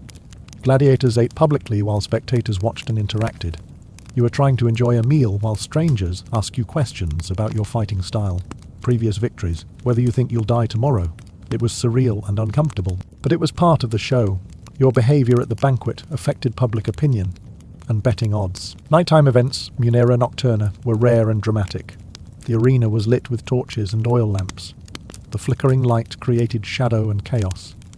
Night fights were more dangerous because visibility was compromised, but they were spectacular to watch. The combination of fire and combat appealed to audiences. If you were selected for a night fight, you needed to adjust all your tactics for limited visibility. Commemorative games, ludi funebres, honored deceased important people. These could be particularly brutal because the deceased's family wanted an impressive show to honor their dead relative. The pressure to perform well was intense. Disappointing a grieving, powerful family could mean being blacklisted from future events or facing rigged matches. Imperial birthday celebrations often included gladiatorial games. Fighting before the emperor meant maximum pressure and maximum opportunity. Impress the emperor and your career skyrocketed. Disappoint him and you might never fight in Rome again, or you might be sentenced to particularly dangerous matches as punishment. Emperor games were career-making or career-ending. Regional festivals incorporated local traditions. Spanish games might emphasize bullfighting. African games focused on exotic beast hunts. Greek regions reluctantly hosted gladiatorial combat, but made it clear this was foreign entertainment. Adapting to regional preferences was necessary for traveling gladiators. Charitable games Munera Pro Populo were sponsored by politicians buying public favor. These tended to be less brutal because the sponsor wanted popularity, not horror. Merciful decisions were more common. Gladiators preferred fighting in charitable games because survival rates were better. Private games Munera Privata were small events for wealthy individuals celebrating personal occasions. Birthday parties, weddings, business deals. These intimate settings meant fighting before a few dozen spectators instead of thousands. The pressure was different. You were entertainment for a private party. Performance mattered more than bloodshed usually. Private games were easier to survive, but paid less. Military triumph celebrations featured gladiatorial combat to honor victorious generals.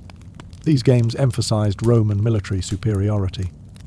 Gladiators fought dressed as Rome's enemies, Gauls, Germans, Parthians. The symbolism was clear. Rome defeats all opponents. Being cast as the enemy in these fights was dangerous. The crowd wanted to see the enemy lose. And that is the comprehensive reality of gladiator survival. Every detail mattered. The time of day you fought, the season, the size of the crowd, the editor's political situation, your equipment's condition, your opponent's style, the weather, your health, your psychological state, the crowd's mood, recent events in Rome that affected public opinion. All these variables determined whether you lived or died. Survival wasn't about one thing.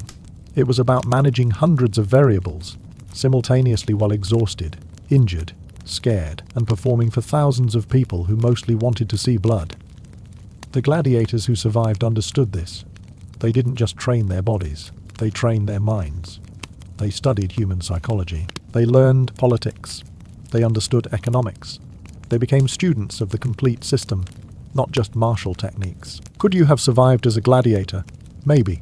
If you were smart enough to learn the complete game, athletic enough to compete physically, psychologically resilient enough to handle repeated trauma, socially intelligent enough to navigate complex hierarchies, lucky enough to avoid infections and random bad matchups, and ruthless enough to do whatever survival required, including things that would haunt you later. The gladiators who earned their freedom weren't just the best fighters.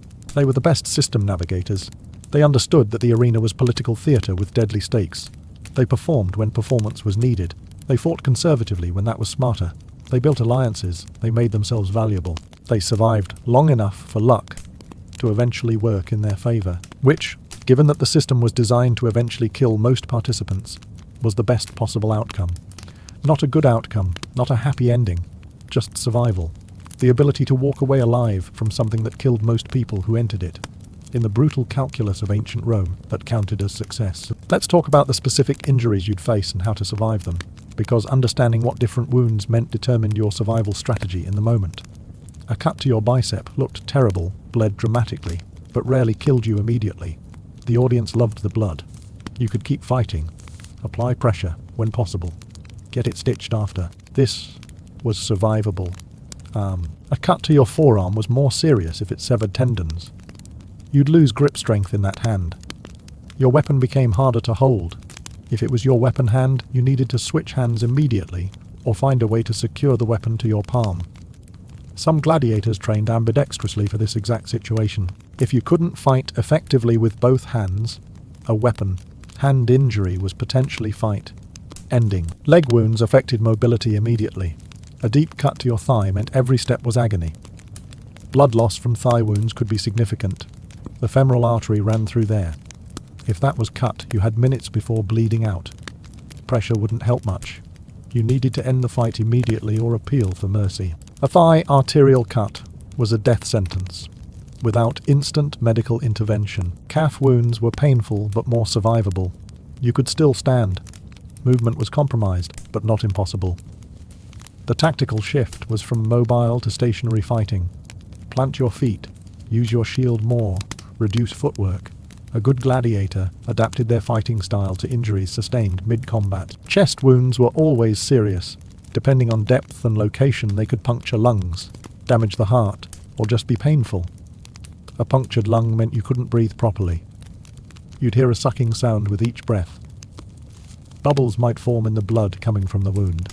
This was critical. You had minutes to get medical help. No point continuing the fight. Appeal for mercy immediately. Pride wasn't worth dying. Abdominal wounds were the worst.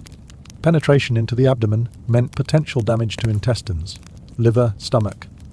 Infection from abdominal wounds was almost guaranteed because intestinal bacteria spilled into the body cavity.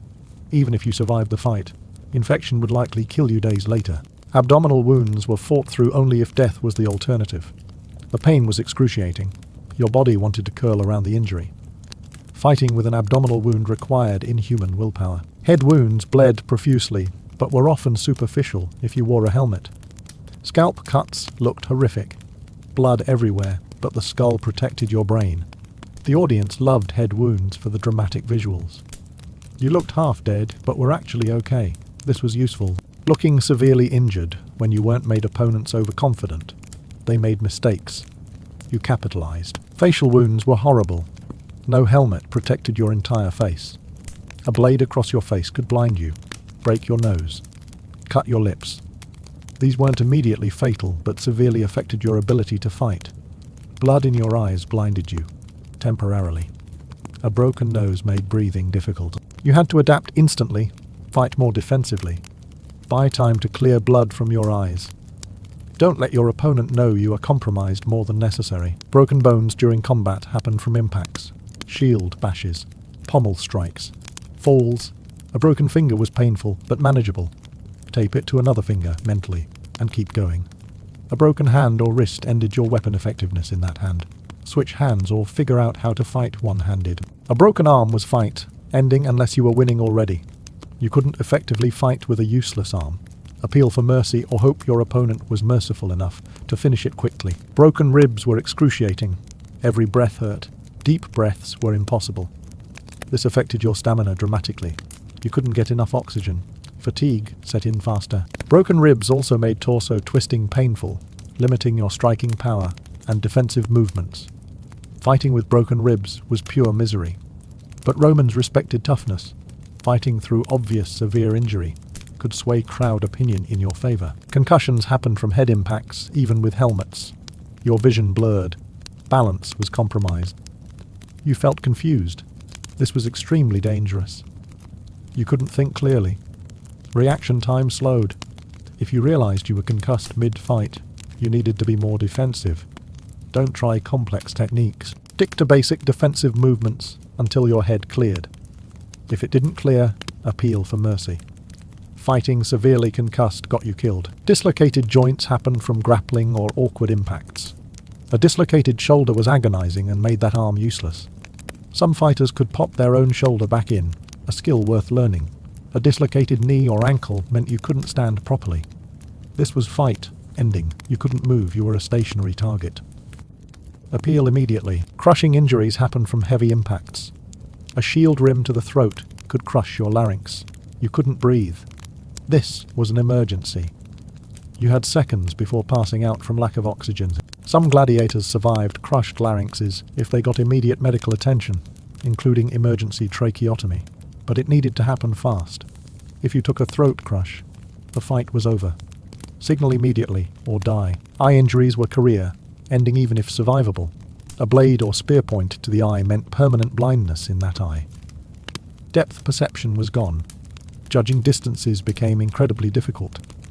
Many gladiators with one eye tried to continue fighting, but were never as effective. The smart ones retired if they had the option. Fighting with one eye was suicide against competent opponents. Burns happened in fire-based spectacles, or if you fell onto braziers placed in the arena for atmosphere.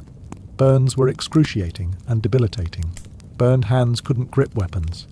Burned feet couldn't support your weight. Severe burns required immediate medical treatment and weeks of recovery. Burns also scarred badly and restricted movement as they healed. Fire was a nightmare scenario. Now let's talk about the progression of a typical gladiator career in realistic detail. You enter the ludus as a novice. The first 3 months are pure conditioning and basic training, running, strength work, fundamental weapon forms with wooden weapons. You are learning the absolute basics. This phase is physically brutal but not dangerous. Training weapons don't kill. Months 4 through 6, you begin sparring with other trainees. This is when injuries start. Training accidents happened constantly. Someone misjudges a strike with a wooden sword, catches you in the face. Broken noses and split lips were common training injuries. Fingers were broken when struck by training shield. Ankles were twisted. Shoulders were strained. Training was dangerous, even without sharp weapons. Month 6 through 12, you are learning your specific gladiator type. If you are designated a mellow, you train extensively with gladius and large shield. If you are a restful, you learn net, casting and trident work. Specialization intensifies training. You drill your type's techniques thousands of times. Muscle memory is everything. When fighting, you won't have time to think. Your body needs to execute automatically. Around month 12 to 18, you might have your first fight. This depends on your Lannister's assessment of your readiness and available fight opportunities. Your first fight is against another Tiro usually.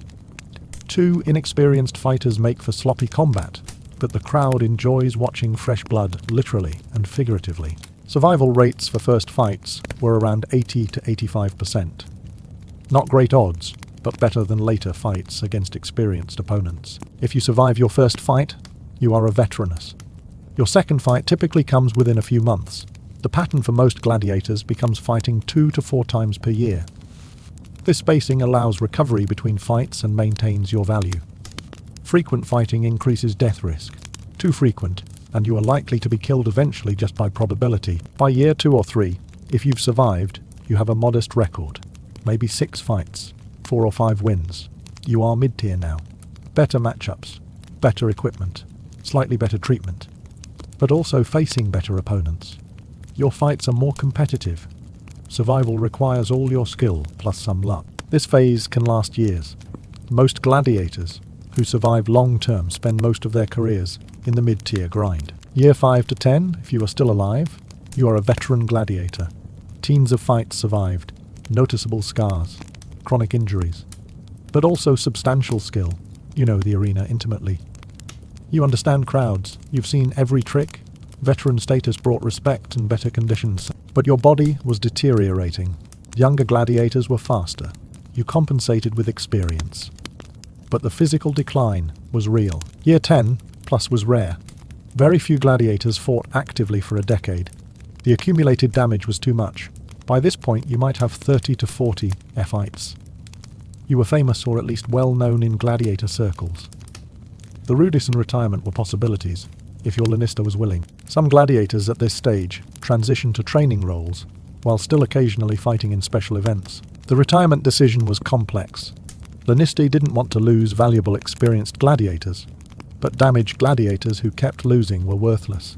The negotiation for retirement involved your record, your fame, whether you'd earned enough prize money to buy your freedom, and the Lanista's financial situation. Some gladiators earned freedom and retirement relatively easily. Others fought for years trying to accumulate the victories or money needed. Let's discuss the economics from a gladiator's perspective. If you were a slave gladiator, you didn't own anything initially, but you could earn peculium, a personal fund of money from prizes and gifts. This money was technically your owner's, but by custom was treated as yours. Successful gladiators accumulated substantial peculium. This money could eventually purchase your freedom if your price wasn't set impossibly high. Prize money varied wildly. A low-tier fight might earn you 1,000 sesterces. A mid-tier fight before a good crowd might be 5,000 to 10,000 sesterces. A headline bout could be 50,000 sesterces or more. For context, a Roman soldier earned about 900 sesterces per year. Successful gladiators in headline bouts earned more in one fight than a soldier earned in a decade. But you risked death for it. Gifts from patrons supplemented prize money. A wealthy Roman who liked your fighting style might send gifts, money, food, clothing. These gifts added up. Cultivating patrons was important. They could provide financial support, political protection, and social status. A gladiator with powerful patrons was safer from rigged matches and had better retirement prospects. Betting money was illegal but common. Gladiators who knew they were likely to win could place bets through intermediaries. If you won, you made more than just prize money. The risk was enormous. If you were caught betting, punishment was severe. But many gladiators took that risk because the financial reward was worth it to them. The price for buying your freedom varied based on your market value. A mediocre gladiator might be purchased for 10,000 to 20,000 sesterces. A top-tier gladiator could cost 100,000 sesterces or more. Accumulating that much money required years of successful fights and careful saving. Many gladiators died before earning enough. Some earned enough, but their lanista refused to sell them because they were too valuable. The system wasn't designed to be fair. Now let's talk about the spectators in detail, because understanding them helped you survive. The Roman crowd was diverse. Lower classes attended because tickets for upper sections were cheap or free. These spectators wanted blood and violence. They booed boring fights. They screamed for deaths. Pleasing the common crowd meant aggressive, violent combat. The middle classes, seated in better sections, wanted skill and drama. They appreciated technique. They noticed when a gladiator executed a difficult move correctly. These spectators influenced betting markets. They were educated enough to analyze fighting styles. Impressing middle-class spectators built your reputation. The upper classes and senators sat in the best seats, closest to the action. Their opinions mattered most politically. They were often jaded. They'd seen hundreds of fights. Impressing them required exceptional skill or unusual circumstances. But their favor could change your career. A senator who liked you could become a patron or recommend you to the emperor for special events. Women attended gladiator fights in large numbers. They sat in the upper sections generally, but wealthy women could afford better seats. Female enthusiasm for gladiators was well documented, and often commented on disapprovingly by moralists. Gladiators understood that female fans could become patrons, lovers, or sources of gifts. Playing to female spectators was a calculated choice. Children attended gladiator games despite the violence. Romans didn't shield children from harsh realities. Children grew up watching people die for entertainment. This normalized violence and reinforced social hierarchies. Gladiators fighting in front of children knew they were performing for Rome's next generation. Some found this disturbing. Others didn't care. The emperor's presence transformed everything. When the emperor attended, every gladiator performed their absolute best. Imperial favor could grant immediate freedom. Imperial displeasure could mean death even in victory if your performance disappointed. The pressure was immense. Some gladiators collapsed from stress before even fighting when they learned the emperor was watching. Foreign dignitaries attended as diplomatic courtesy. Gladiatorial games demonstrated Roman power and civilization to foreigners. Gladiators represented Rome to these visitors. The quality of combat reflected on Rome's might. Political pressure to perform well came from every direction when foreign dignitaries attended. The collective mood of the crowd shifted unpredictably. A crowd that started sympathetic could turn bloodthirsty if fights were boring. A bloodthirsty crowd could become merciful if a gladiator showed exceptional bravery. Reading crowd mood required constant attention. You adjusted your fighting based on what they wanted at that moment. Specific chants and rhythms developed. Crowds chanted names of favorite gladiators. They called for specific moves. They rhythmically shouted for kills. These chants pressured both fighters and editors. Ignoring the crowd's clear desires was politically risky for editors. Gladiators caught between their own survival instinct and crowd demands had to make split-second decisions about how much to pander. Riots occasionally happened when crowds felt cheated. If fights were obviously fixed, or if popular gladiators were killed in suspicious circumstances, crowds rioted. Seats were broken. Fires were started. People died. The threat of crowd violence kept editors and lanastai somewhat honest. Too much obvious corruption, and the crowd turned dangerous. And that is the complete picture of gladiator survival. Not just the combat techniques, but the economics, the politics, the crowd psychology, the medical realities, the social dynamics, the psychological warfare, the career progression, the injury management, the daily grind, the waiting, the fear, the brief moments of triumph, and the long shadow of potential death that followed every gladiator every day. You could have survived if you understood it wasn't about being a warrior. It was about being an actor, politician, psychologist, and strategist who happened to fight with real weapons. The gladiators who lived longest were those who understood the arena was a complex system with dozens of variables. Master the combat skills, yes, but also master the performance, the politics, the economics, the social manipulation, the crowd reading, the injury assessment, the risk calculation. Do all of this while maintaining your sanity, despite repeatedly facing death and killing people for entertainment. Keep your body healthy, despite accumulating injuries. Navigate complex social hierarchies, despite being property. Build wealth, despite having no legal rights to possessions. Earn freedom, despite a system designed to keep you enslaved until death. The odds were terrible. The system was rigged against you.